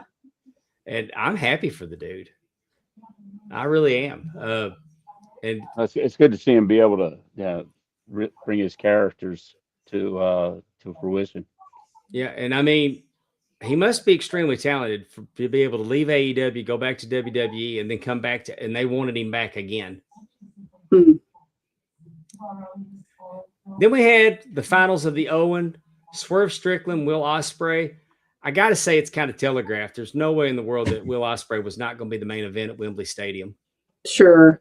But if they would have swerved, no pun intended, I'm a huge fan of Swerve Strickland. I don't put a whole lot of modern stuff in my man cave. Over by my AEW championship, I actually have an autographed picture of Swerve with the belt. I'm a fan of Swerve Strickland. I think when they put the championship on him, they didn't know what to do with him at that point. I think it was a crying shame. And if I'm being honest, other than MJF and Kenny Omega, because Kenny Omega, I always said Kenny Omega was nothing without Okada. But when Kenny Omega got the AEW championship, I thought he did his best work that I've ever seen him do. And I came around on Kenny because I think Kenny's one of the top AEW champions. I think his reign was that good, and only second to MJF. Now, who will Ospreay? Huh? Go ahead, Ron. Oh, I was going to say I would have really liked if they would have let me make a UK version of the International for Ospreay. Oh wow! Ooh. I would have loved that. That's how my mind thinks. Yeah, I'd even like to make one for Swerve. Make him a different version. I think they should. I don't have a problem with that. I mean, LA Knight had his own United States belt. And at first I was like, really? We need that? And I was like, well, it is kind of cool. It's great job security. I mean, yeah, really. Fanatics, I think Fanatics is driving that. I mean, all the football belts and hockey belts and basketball belts and baseball belts, and they come out with a belt for everything. Well, that's partially true, but not completely. That's the story of the TNT, because when the TNT came out and it was the unfinished version, I caught a lot, and I mean a lot of heat online from it. People told me some very terrible things I should do to myself that it was so bad. And I said to my handler, Jeff, over at AEW, I said, I don't think I want to do this anymore. And he said, don't let these people get to you. In fact, I got a conference call set up between you and Cody. Cody got on the phone with me. It's me, Jeff, and Cody, and we talked for probably close to a half hour. And who can say that? Yeah. You know, Cody told me, he says, man, you listen, you got to take these haters and just realize if they're hating on you that you're doing something right. And I said to Jeff, like the next week, I said, listen, I want to take the TNT. I want to pound as many stones in this belt as I possibly can.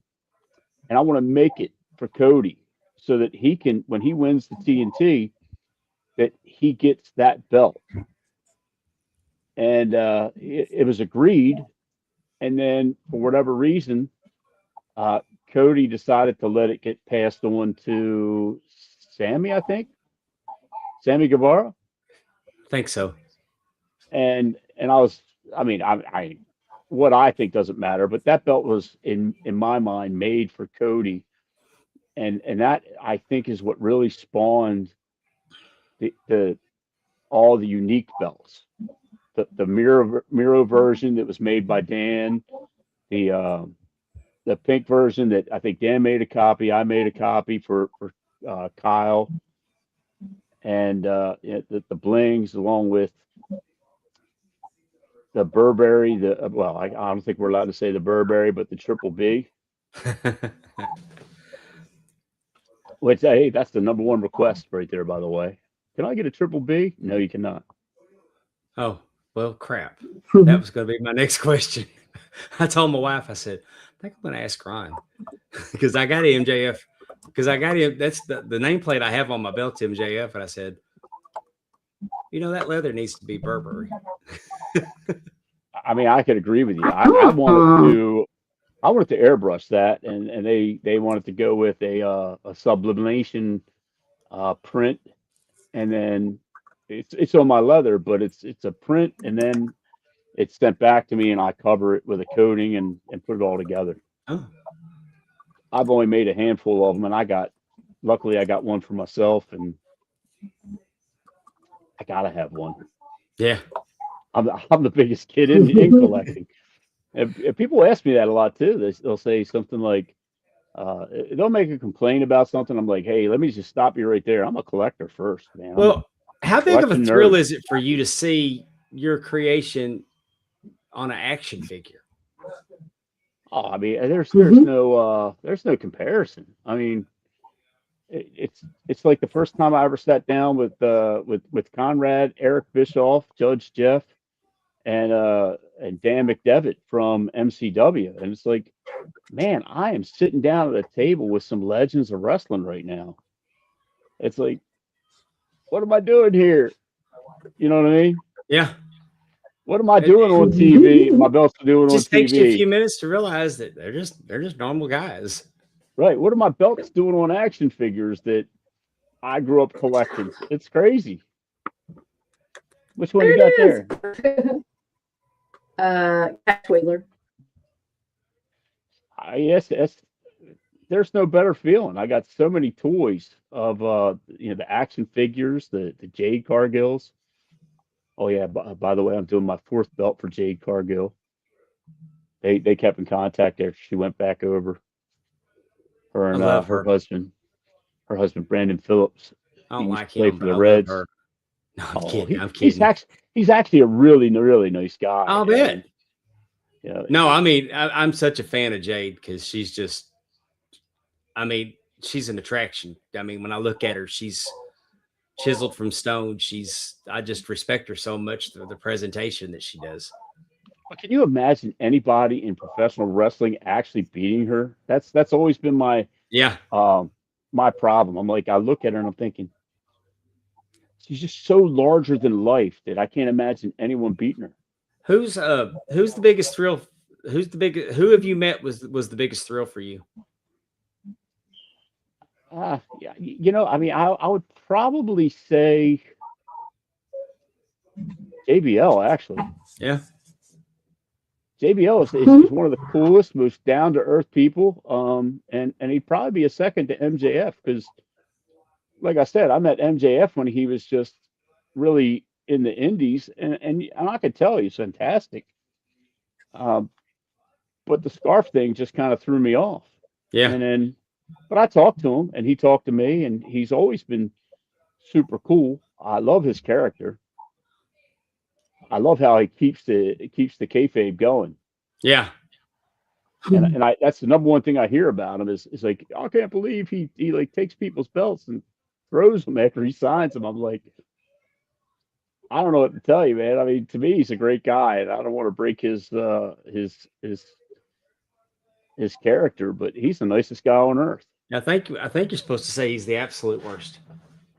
Yeah, I probably should say he's the absolute worst, but to me, I mean, he's one of the nicest guys I've ever met. He's called and done video calls with me at least 2 or 3 times now. So, well, this is the guy that I dare say he's my new favorite wrestler. Really? This is the future of the wrestling business. I think that they should strap a rocket to him. I don't hate that. I mean, he won the King of the Ring. He beat Jey Uso convincingly. It was a good match. The referee, I'm gonna go ahead and crap on it. I didn't like that Jey put the sleeper hold on Oba. during the match. And the reason why, who was in the main event, Amy? Amy's freezing.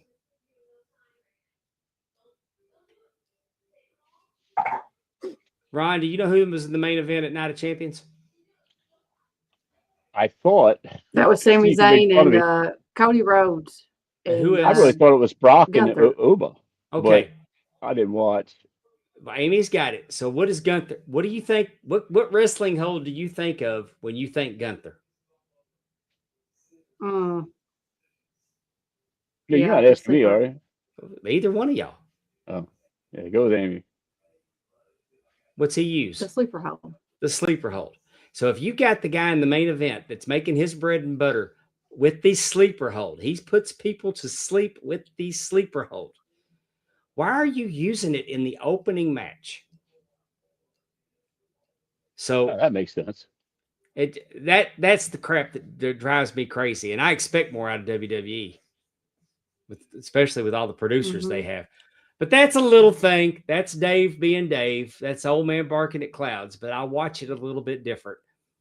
And I even went to the matches the other night that I worked, and some of like Monty Warbucks was there and Calvin Rose, and I said, "Hey guys, I'm tearing myself up about this. I need y'all to tell me to calm down or if I'm right." And I told her, laid it out, and I said, "No, you shouldn't use it early in the match if Gunther's in the championship." But Oba wins the King of the Ring. We know that he'd already called out Roman. He told Jey Uso, you're not even the person in your family that I'm worried about. I'm even thinking about. So he beats him. He's the King of the Ring. And I really like that. And then we had the main event. I thought in Saudi Arabia, if Sami Zayn was ever going to win championship, this would be the night for him to do it. Well, he's very over in Saudi. And I don't have a problem with Sami Zayn winning the championship, especially in Saudi Arabia, because he's incredibly over. He used to not be allowed to go there. So his first time that he was there, he comes out, he's embraced by the crowd. He can speak to the crowd in their own language. They love him. It's not a stretch that he could win the championship. He's beat Gunther for a championship.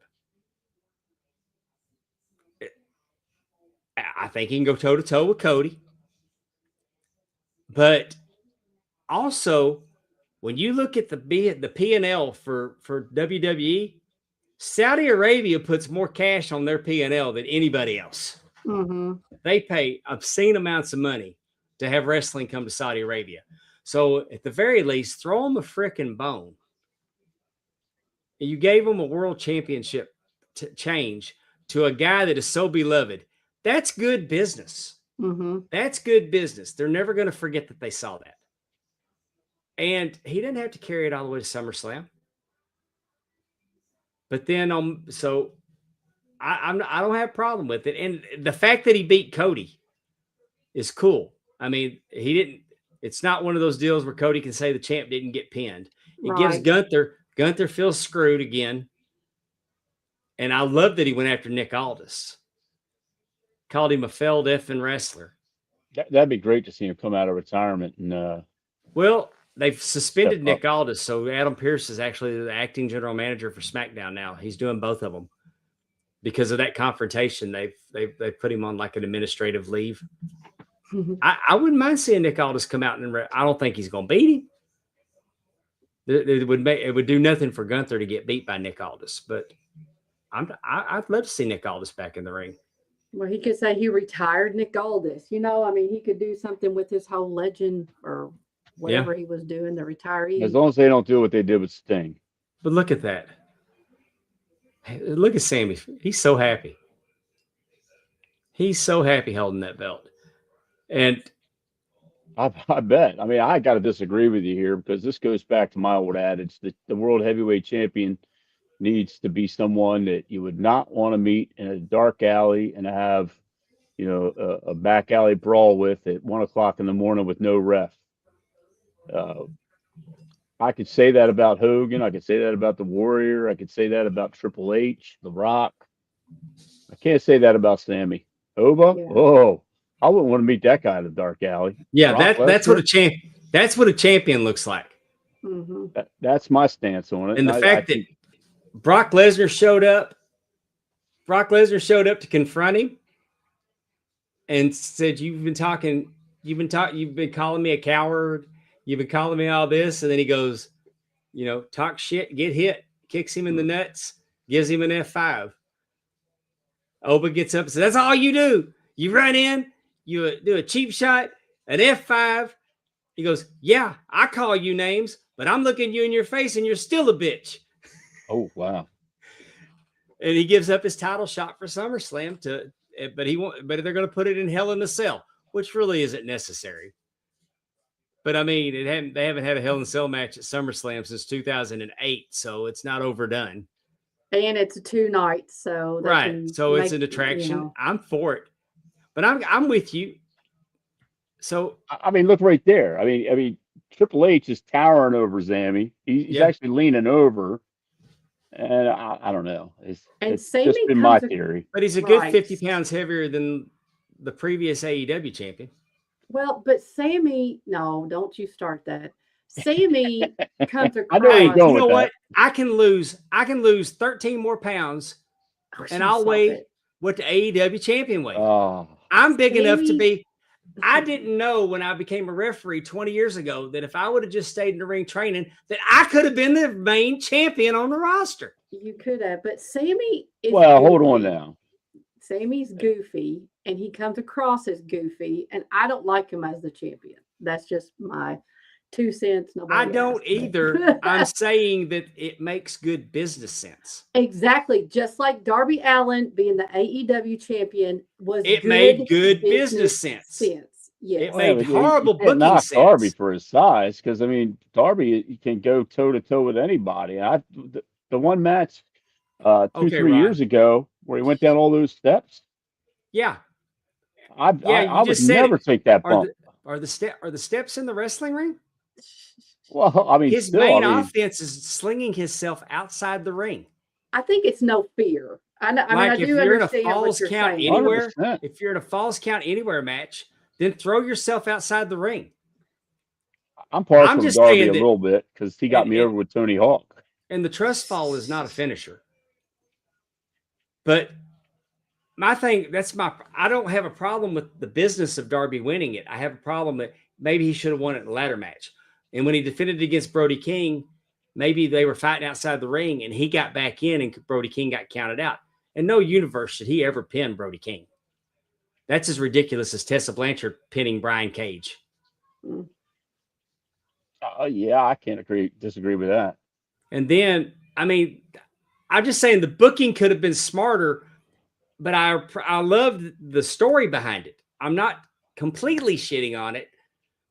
I just think that it could have been booked a little bit differently because he was winning by the skin of his teeth anyway. So why not? But that running and also he makes me, I don't want to see this kid in a wheelchair by the time he's 35.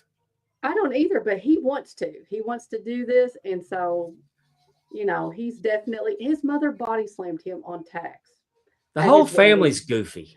So I'm just saying. The whole family's goofy. I don't think that's not goofy. That's no fear. That's just no reservation. But his bride is goofy. His bride is beautiful. He's a hell of a salesman. I'll give him that. Yeah. And there's Sammy on top. No, that's Seth. That's Seth. Yeah, my bad. It's like why is Sammy on top of a cage? Freaking Rollins, man. Seth finally beats Braun Breaker, putting the vision behind him, and he comes out and he cuts a hell of a promo on Roman Reigns. Now, Braun Breaker. That's somebody I could see as the champ. Oh yeah, definitely. Okay, here's the $1 million question. Okay, $1 million, fight to the death in an alley. You get to choose Sami Zayn or Braun Breaker. Oh, Braun Breaker. Wait. You would take Braun Breaker as your opponent? Oh, no, I was taking Braun Breaker to win. No. You versus Braun Breaker or Sami Zayn for $1 million. Oh, I'll take my chances with Sammy. Exactly. Yeah, That's my yeah. whole point. I want my champion to be Now, somebody that Sammy, scares the hell out of me. make no bones about it. Sami Zayn would kick my ass and would not have any problem doing it. Nah, I'd back you up, buddy. We get them together. Well, you didn't say I had help. We'll give him a 3D. We'll give him the Dudley Death Drop. I'll hoist him. You put him through the table. I'll be like, fall down, you asshole. I'm slapping my leg. We'll scream out to Amy. Amy, get the table. Yeah. But no, but Seth Rollins, and he comes out and he's in the SummerSlam against Roman Reigns. And I'm here for it. I like it. It makes sense. And he's even told him, he said, Roman, you're incredible. You know, you've done it all. And what you've done's unmatched, but you've never beat me. I'm going to give you something. I'm going to give you a chance to beat me because you've never been able to beat me. And, I like that. and Roman said, I think even Roman said something like to him that, I've never believed a word you said, but you're speaking the truth today. So Seth is somebody that I could not stand. And that's how I know he is one great character. Remember when he had the world heavyweight and he had the U.S. belt and they were making memes. They were putting the women's belt on them. They were putting the tag belts on them. But he's a hell of a wrestler. He's a hell of an entertainer, period. Yes. All right, let's go over to the other channel. I didn't watch this. I'm giving you the results. We had the System against the Hardys, against the Righteous, against the Great Hands. Mm-hmm. And the Hardys won. It was a ladder match. The Hardys are back on top of TNA in the tag team division. It's hard to believe that these guys have been going for how many over years? 25 years, 30 years now, and they are better now than they've been. They are rapidly approaching. They are rapidly approaching where they have to be in the conversation as whether being one of the greatest tag teams of all time. Definitely. But they were broken. They were the Broken Matt and Brother Nero. Yeah. Just out of the audience here, who can say when the Hardys debuted? As the Hardys? Or I'm enhancement? I'm looking for anybody in the chat to say when the Hardys actually debuted. I'm just going to guess it was like 97 or something. Well, the story is like Jeff lied about his age. Yeah, right? they lied about their age, and one of the wrestlers, the Italian Stallion, was taking them up there, and Jeff charging them most of their money to go work enhancement. But I saw them at WrestleMania 17 at the 24-hour fitness stage at Access. And I didn't realize they were as physically big as they were, because they didn't look that big on television. Yeah. So I don't know. They started in MCW, I believe. Maryland Championship Wrestling. Yep. They go back there regularly. They really pay homage to where they came from. I have an Omega shirt here somewhere. I don't know. And I've met them both. And Jeff, if you go get an autograph from Jeff, he does that whole drawing thing that he does. His autographs as a drawing. And I mean, he takes time. You're not rushed when you meet the Hardys. Yeah, they are very fan friendly. Matt's creative as hell. I saw him do an interview one time as Broken Matt, and stayed in character the whole hour. It might have been with Jericho, but it was just. I mean, they're both so incredibly creative. I'm glad that Jeff got the nose pulled up, and that he's clean and sober and doing his thing in 2026. I didn't want to say. And I like that they're back on top of the tag division. And Nick Nemeth pinned Mike Santana and became your TNA champion. And I think this is because Road Dogg's taking over creative. I'm excited. I'm going to give TNA another chance under Road Dogg. Yeah. Is that official that Road Dogg is taking over? I think it is. Okay. I didn't know if it was official or not. I know there's a lot of rumors. I was told that he was in the building in a creative capacity. Awesome. And if that's true, there hadn't been an official announcement. It's all speculation. Right. But if Road Dogg takes over creative, I will give TNA another chance. I was disappointed when they debuted on AMC. I gave them a chance. I wasn't all that impressed. So I saw some good matches, but I mean, I got high hopes and nothing against the talent. I mean, so let's see. Wow. Thank you, Willie, by the way. Matt Hardy appeared on, I'll put it on the screen. Willie is a but if you're listening to the audio version, Matt Hardy first appeared in the WWF on May 23rd, 1994. Yeah. So that puts them at 32 years. Wow. Yeah. And they're still in the top of the tag division. 51 and 48. That's what the. Now, is that Sandra Bullock? No. Her name's Kendall Gray. She's basically the female Kurt Angle. Mm-hmm. Oh, nice. And she became your NXT women's champion by beating Lola Vice on on the Great American Bash. And she's one to watch. I believe she's truly going to be a star. I'm getting Miss Congeniality vibes there. She does look like Sandra Bullock, though. And so, why do you say she's like Kurt Angle? Is she a professional? She's a legitimate wrestler. Is she like Olympic wrestler, or collegiate wrestler? Yeah, she grew up. I mean, she's a legitimate. Look at that neck. Well, I know. That's why I'm just asking if that was her background. Yeah, she's a legitimate shoot wrestler. But she's also got the personality that, I mean, they're making the comparisons to Kurt Angle. Well, her outfit was an homage to it. Not this outfit, but the outfit she wore at Great American Bash had stars. It was very similar to something he would wear. But let's touch on the state of wrestling. With a broken neck. Yeah, let's touch on the state of wrestling real quick. There was so much wrestling on this weekend that we couldn't watch it all. Mm-hmm. Like, I watched as much AEW as I could and had to go to bed. I went to bed after the Thekla match because I couldn't stay up. I couldn't stay up that late. I get up at 3 o'clock in the morning. If AEW would, like Wembley, will probably be earlier in the day. I can't wait.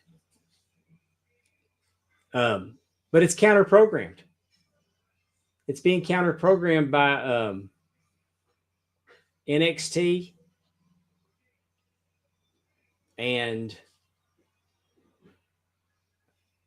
I know there was 2 shows that are going to be counter-programming it. WWE TNA, wasn't it? Well, no, I think WWE is doing 2 different brand shows. It's got to be AAA or something. I just saw that this morning too. Maybe it is AAA. We're going to be because Tony Khan said it was twice the compliment because they only used to do that to Crockett with 1 show. They're counter programming him with 2. He said it's a hell of a compliment. I don't think there's any stopping Tony. I think he's just going to keep doing what he's doing, punching Saturday away. Night's main event. Yeah. That's what Willie's saying. Is it? But I think it's. I got a new television, and it came with a Google channel, and it came with the TCL channel, the brand of the television.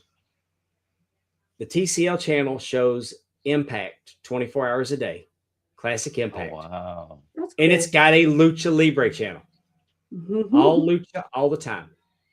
And then I can watch TNA. I can watch a classic TNA on the Google channel. And I noticed that one of them's classified Impact, one of them's classified TNA. But that's just free extra content channels. The NWA, Evolve, and AEW, and NXT are all on Tubi. You can get all that on Tubi. So you can there's so much wrestling, we cannot watch it all. You can watch wrestling 7 nights a week. Yeah. I mean, we did a recap and I could not consume all the content. And that's not even talking about indie shows you could attend. Yeah.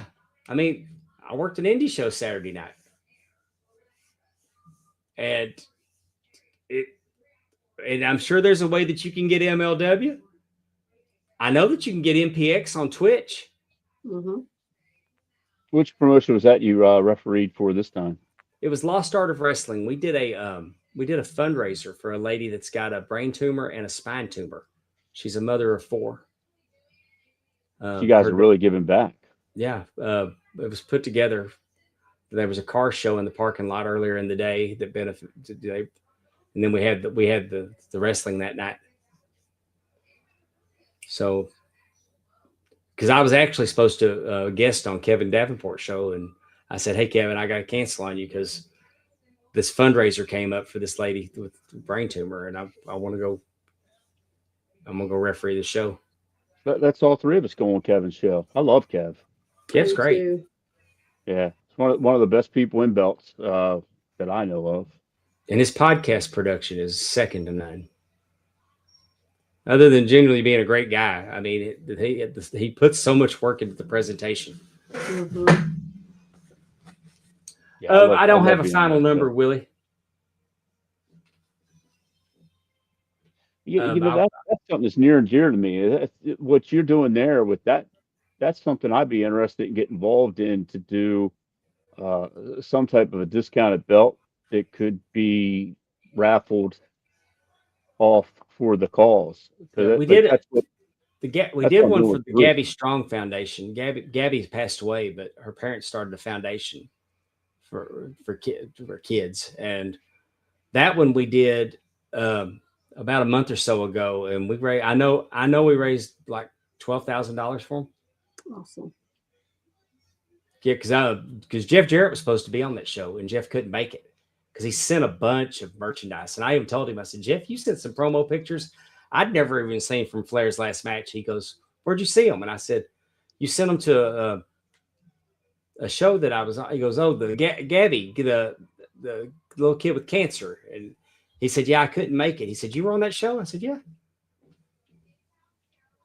I've talked with Jeff a few times. He's a really, really, really good guy. In I fact, love Jeff. I really want to get an autographed guitar by him. And I don't really like autographs. I've got like Hogan, Piper, MJF, and a few Stone Colds. I bet he'd That's sell you kind of one. it. You know what? I think he'd probably give me one. He's got a chainsaw belt that I made, the Texas does he? Chainsaw Massacre.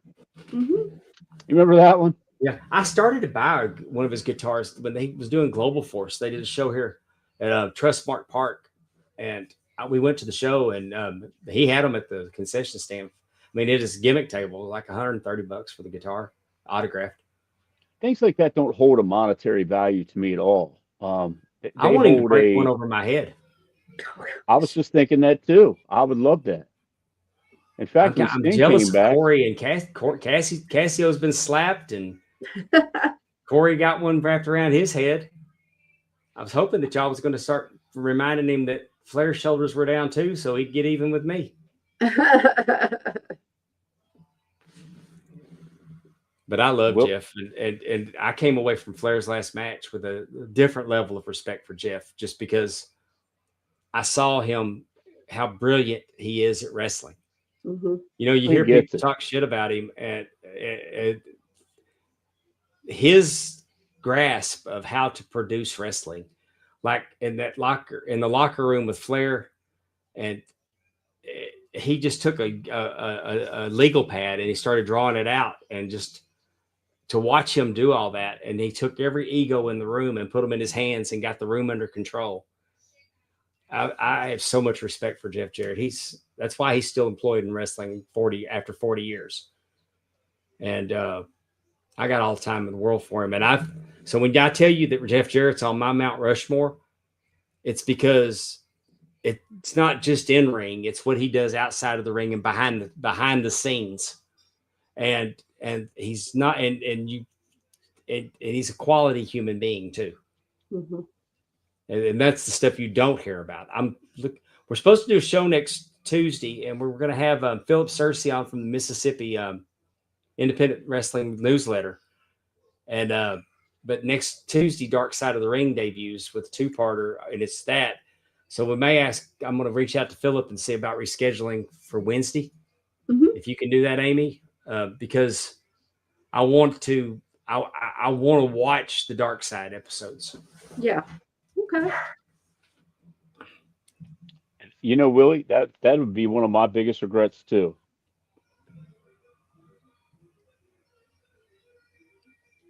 I got to tell you, when you meet Piper, he is not only one of the nicest guys on earth, but Dave was just saying how the Hardys took time. Piper did too. He sat there and talked to me for a good 4 I minutes, and had he a had a nice conversation with Ronnie. I met him in 2005 in Tampa, Florida, and I did get a picture with him. And when the picture was printed, he did autograph it. I have an autographed picture of Roddy Piper. I almost didn't go to that show because I was so mad at the maker of that Mid Atlantic plate set because they were so late that I was pouting a little bit. My wife said, "Jesus, what if this is the last time he ever does a signing?" I was like, "All right, let's go." I went, and then he passed away like 6 days later, Mm. Ooh. and I was like, "She said, aren't you glad I made you go?" I was like, "I can't thank you enough, honey." You know what I remember most about him in that crowd when he walked into that room? You knew he had that presence, that aura. You knew he was somebody. I know he You didn't knew need a he was belt, somebody, but he but he didn't still got it. he didn't present himself that way though. He Can was you just as imagine down to earth and Piper? as glad to meet you. He seemed glad to meet you, and he wasn't. Sometimes you go to those autograph shows and they're good and annoyed. Sometimes the talent gets really annoyed. Like, Mhm. I really wish his Intercontinental reign would have been longer, and I really wished he would have got a world title reign. And that's actually one of the questions I asked everybody I meet, like Foley. I asked Foley, I said, "What do you think about Piper's reign?" He goes, "Piper's one of the best guys ever, but he did not need a belt." yeah. Hogan said the problem with him and Piper, and they worked it out later in life, is they didn't trust each other. Mm. So they wouldn't do business. Oh wow. And you didn't see Piper get pinned very often. Mm-mm. But What? but he said if him and Piper would have trusted each other more, they like to work together. But as far as dropping the belts back and forth, they just I don't know. That's the one thing I would change in wrestling history if I could is I'd strap that belt to Piper and let him get a good long heel run, pass the belt back and forth between him, Hogan, maybe even like Sid. You know, Uh, just get a little bit more Piper in there, but you know, Mhm. well, let's play trivia. Okay. It's time for Amy's trivia. Can you hang? How big's your brain? It's time to play. Amy, what's our topic tonight? It is actually Slammiversary is our topic. Like you All said, right. with all the different ones to pick from. I actually was at Not a Champions in 2014 when it was in Nashville, but I don't know much about Slammiversary. So I was like, let's do that one. I went to So- Night of Champions. I went to Night of Champions in Dallas in 2008. Yeah, 2008. I went to Night of Champions. I was on front row. Cool. I've got a chair from it around here somewhere. So what year did the first Slammiversary pay-per-view take place? Was it 2003, 4, 5, or 6? What year did the first Slammiversary pay-per-view take place? I'm going to say 2005 because for some reason I thought that was the 20th anniversary last year. Matt's saying it's 2005.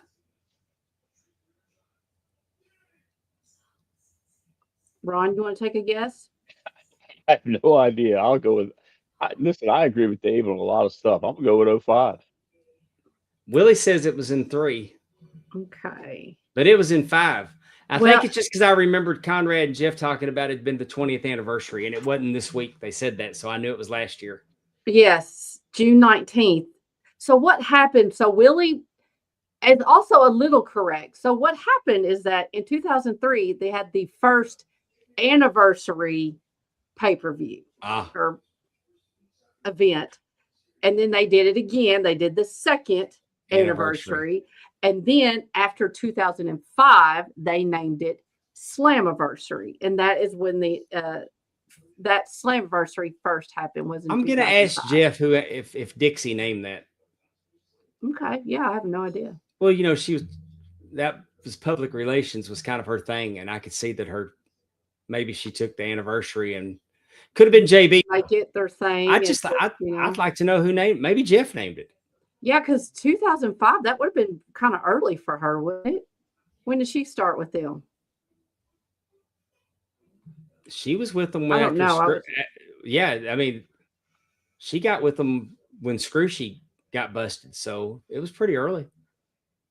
Okay, well, maybe so. Like I said, there have been 22 Slammiversary pay-per-views, and the majority of them have taken place in the month of June because, again, it was the inaugural event was June 19th. How many have taken place in the month of July? So most of them take place in June. There's been a total of 22 of them, but there have been some that have taken place in July. Can you name how many have taken place in July? You can't say that she throws softballs, Ron. I do not. She'll ask some stuff, and you're just all sitting there, and at one point you're just throwing up your hands and she's actually acting like that there's a chance that you're going to get it right. Is it? You're not going to try to get me to answer this, are you? Well, you could just take a guess. Hey, Austin Kendricks is here. Hey, Austin, what's going on, buddy? Austin's going with 7. I'm going to go with what Austin said. And then Willie is. Oh, I don't know what Willie's going with. He said 3. Maybe He's saying that. I'll never. Is that C? I don't know what he's talking about. Well, yeah, he's I'd go with 9. probably A, 7. I'd say 7. No, Willie's saying 7. Okay. Okay. Oh. There was 8 of them. Majority of them, like I said, take place in June, but 8 of them have taken place in July. Cool. Don't know why. Now, is this something you looked up, or is this something that you actually know? I looked that up. I like to find there's certain kind of statistics, I guess, that I like to ask about. Okay. And there's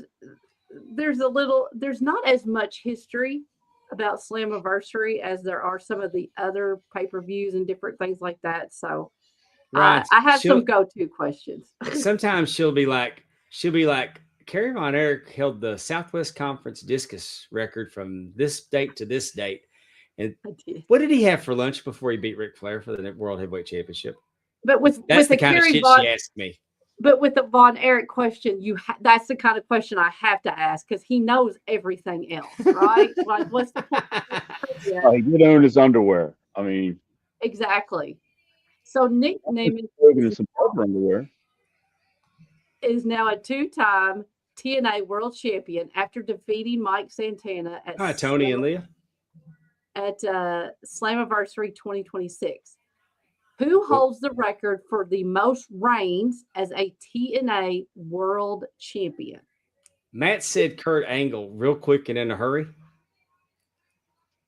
So Matt said yes. I see that. He had it up there before you read it. So I got a trivia question for both of you. How many hours of TNA has this guy watched? I'm gonna say maybe 1.3. I'm going negative.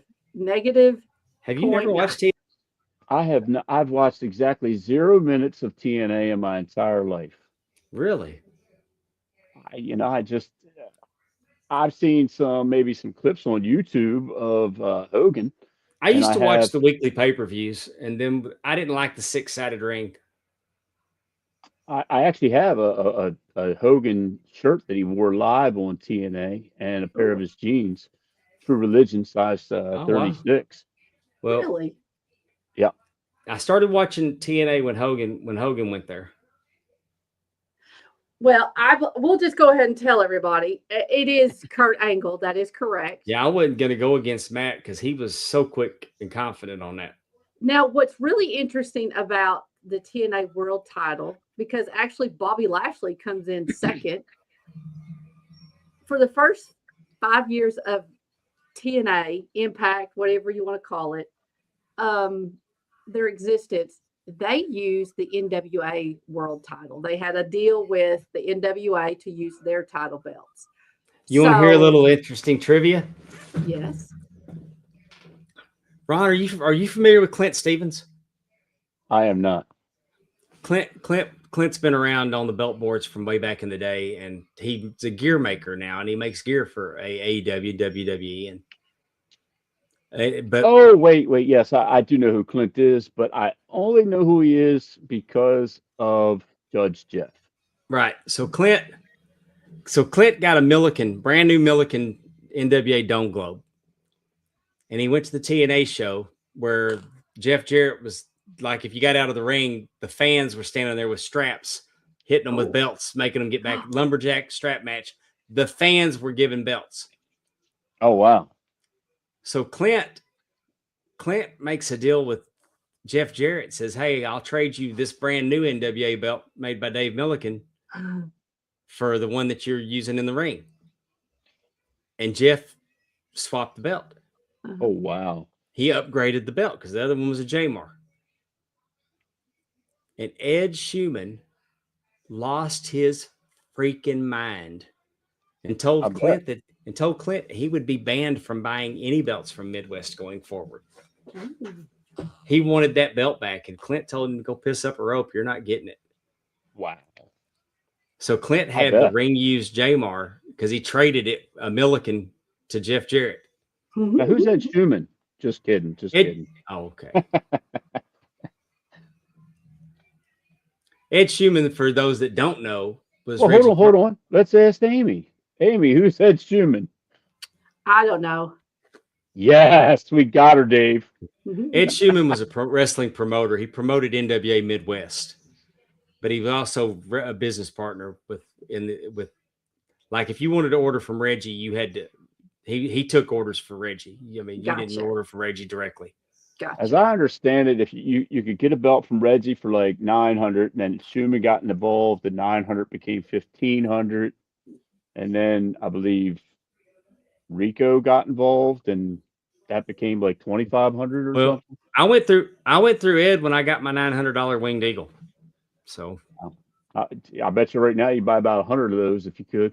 I'd still have it if I was. I wish I wouldn't have sold it. I didn't like it. I don't have a Winged Eagle right now. I don't own a Winged Eagle right now.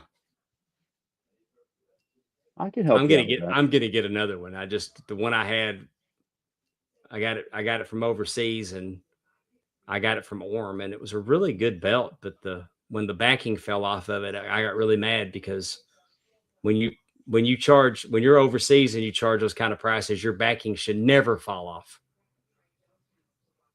$200 and your backing falls off, buyer beware. But when Orm's claiming that they're the best there is, then and your backing starts falling off, and all the belt's ever done is set on the shelf, piss up a rope. I don't want to hear about a little partial here. I think I'm the best living belt maker, and I'm not trying to be rude, but I can hook you up with a nice Winged Eagle. We can get you a Reggie, or we can get you a red. I think I got 5 Reggies floating around here. Oh goodness! I've got at least 3 reds. I'd probably end up getting a divorce. We can go to the next one. Your wife's never going to leave you. She knows she's got the best guy in the business. I know, but I get so tired of begging for forgiveness. Go ahead, Amy. Well, again, we're talking about how the Broken Hardys won the tag team titles at Slammiversary and listed all who they defeated, which we had already talked about it. How many times have the Hardy Boys / Broken Hardys held the tag team titles? And this is in TNA. How many times has it could either be Hardy Boys or the Broken Hardys, because they have done it both, have held the tag team titles in TNA. I'm going to say 5. I don't think that they've won it and lost it that many times. I'm going to just go with 5. It didn't. Austin's going with 5. Matt Presley's going with 5. I don't. And in my infinite wisdom, I'm going with 5. Yeah. I think y'all are all correct. Right? Yeah. It is 5. Very good. They hold it They're the longest holding ones. And I was, well, no. They're the second because more than likely they are going to surpass like the longest combined number of days. I think they're only like 5 or 6 days behind. I can't remember who it was. It was, it might be Beer Money, but I can't remember. I wish I would have wrote that down. But it's either Beer Money or America's Most Wanted. It was not America's Most Wanted, so it must have been Beer Money. God. What? All right. The group chat's gonna have to help out with this one. Yeah. I think that I may be able to get some of these though. Okay. Slammiversary is considered one of TNA's big 4 pay-per-views. Can you name the other 3? Bound for Glory. Other 3. Yes, Bound for Glory is one of them. What are the other 3? My screen's going off. Bound for Glory, Lethal Lockdown? No.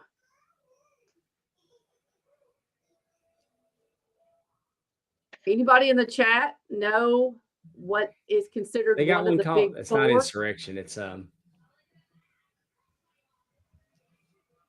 Hard to Kill. Yep. Matt got Hard to Kill. There's one more. Rebellion. I was going to say we were on the right track when you were talking about Insurrection. Yes, it is Rebellion. Okay. Insurrection was the WWE one that they did in England. Yes. So, yes.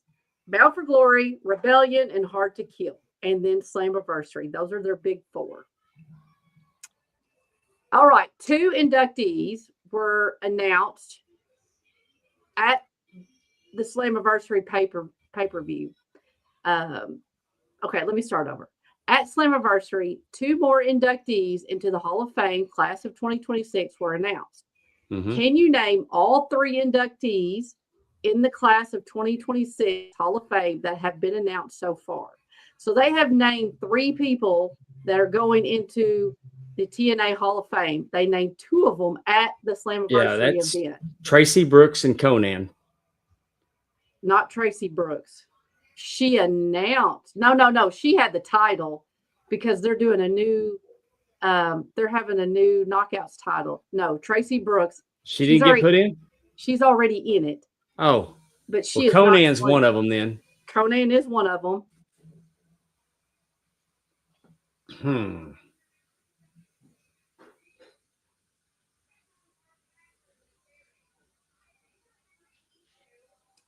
All right.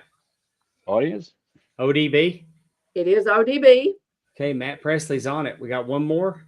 Yep. ODB was announced before the pay-per-view. I mean, like a couple weeks ago. Oh, Amazing Red. Amazing Red was the second. Amazing Red. Yes. Conan and Amazing Red were announced at the pay-per-view.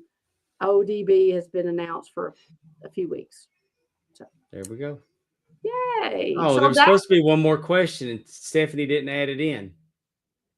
What is it? I'll do it next week. From now on, every time I talk to Amy in private conversation, I'm going to start giving her trivia. I'm looking for retribution. I'm telling you, I like it. Don't let them be on the PWI 500. I also like to ask those questions. Yes, Conan lost both of his legs. Yes. Hey, Amy, I'm currently working on how many belts? Is it 3, 5, or 8? No, and it's 8. No. It is 8. Speaking of TNA and belts, how do you feel? I'm not talking about the craftsmanship or anything. I mean, just the designs and how you feel about the belts TNA's putting out. I don't really. Nice way to say it. I don't really like to say anything negative about anyone else's work. I just feel like they all look the same. Whereas, like somebody said to me one time, they said, "Oh, we don't like the fact that your tag, the world, and the TNT look nothing alike. That doesn't make sense. Why don't your belts have something like look like in a set?" And I'm like, well, you know what? The best Triple Crown and ever Yeah. made was the Winged Eagle, the IC, and the Classic Tag. And they're all three different designs. They are completely different. I like different things. I like uh, my biggest problem with WWE is they've got the network logo and the champions, the Universal, the other one, the other one, the other one, the women's, and it's like their tags. They do the same thing. I like what they did when they broke that up. I wish TNA would take some stuff that looks a little bit different. Maybe throw some curveballs in there somewhere. I saw the new knockout. I like think that purple Amy pops just met on it. But doesn't it look like the other belts? Yeah, they've got their own distinct look about their belts. I mean, it's they all different kind of from look everybody like other promotions, but they all kind of look a little bit like the Ring of Honor six mans. They've got that same shape, if you okay. will. You know what I'm talking about? I believe I do. Yeah, the one I put out about probably 3 or 4 years ago. Yeah. I don't know who was first, but I didn't copy, I swear. But it's I did like the KO that the women's television. I like that purple because it popped for me. I bet you Caruso already got one.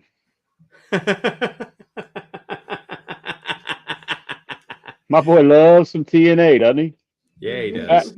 In fact, all these questions Amy had, he probably knew them all. He was probably at the live show. Yeah, He should have been. He should have been watching tonight, and he could have answered all the trivia questions right. And let me see if he's texting me. The ghost of Andre the Giant would have showed up to deliver him absolutely nothing. Well, he must not be watching tonight because he's asking me how I'm doing. Hey, Amy, I'm gonna show you what I got in the mail today. Oh, nice! Defining Moments Penta. Nice. That's nice. I like it. My wife said, "Get Penta. Penta's collectible." Okay. Well, that's how you know your wife's a keeper when she tells you to get a figure. Yeah, No she wanted me to kidding. order the Penta, but Amy, this is Muda. This is the Great Muda, Amy. Are we sure that is the Great Muda? Yeah, and it even comes with a little accessory that looks like he's blowing mist.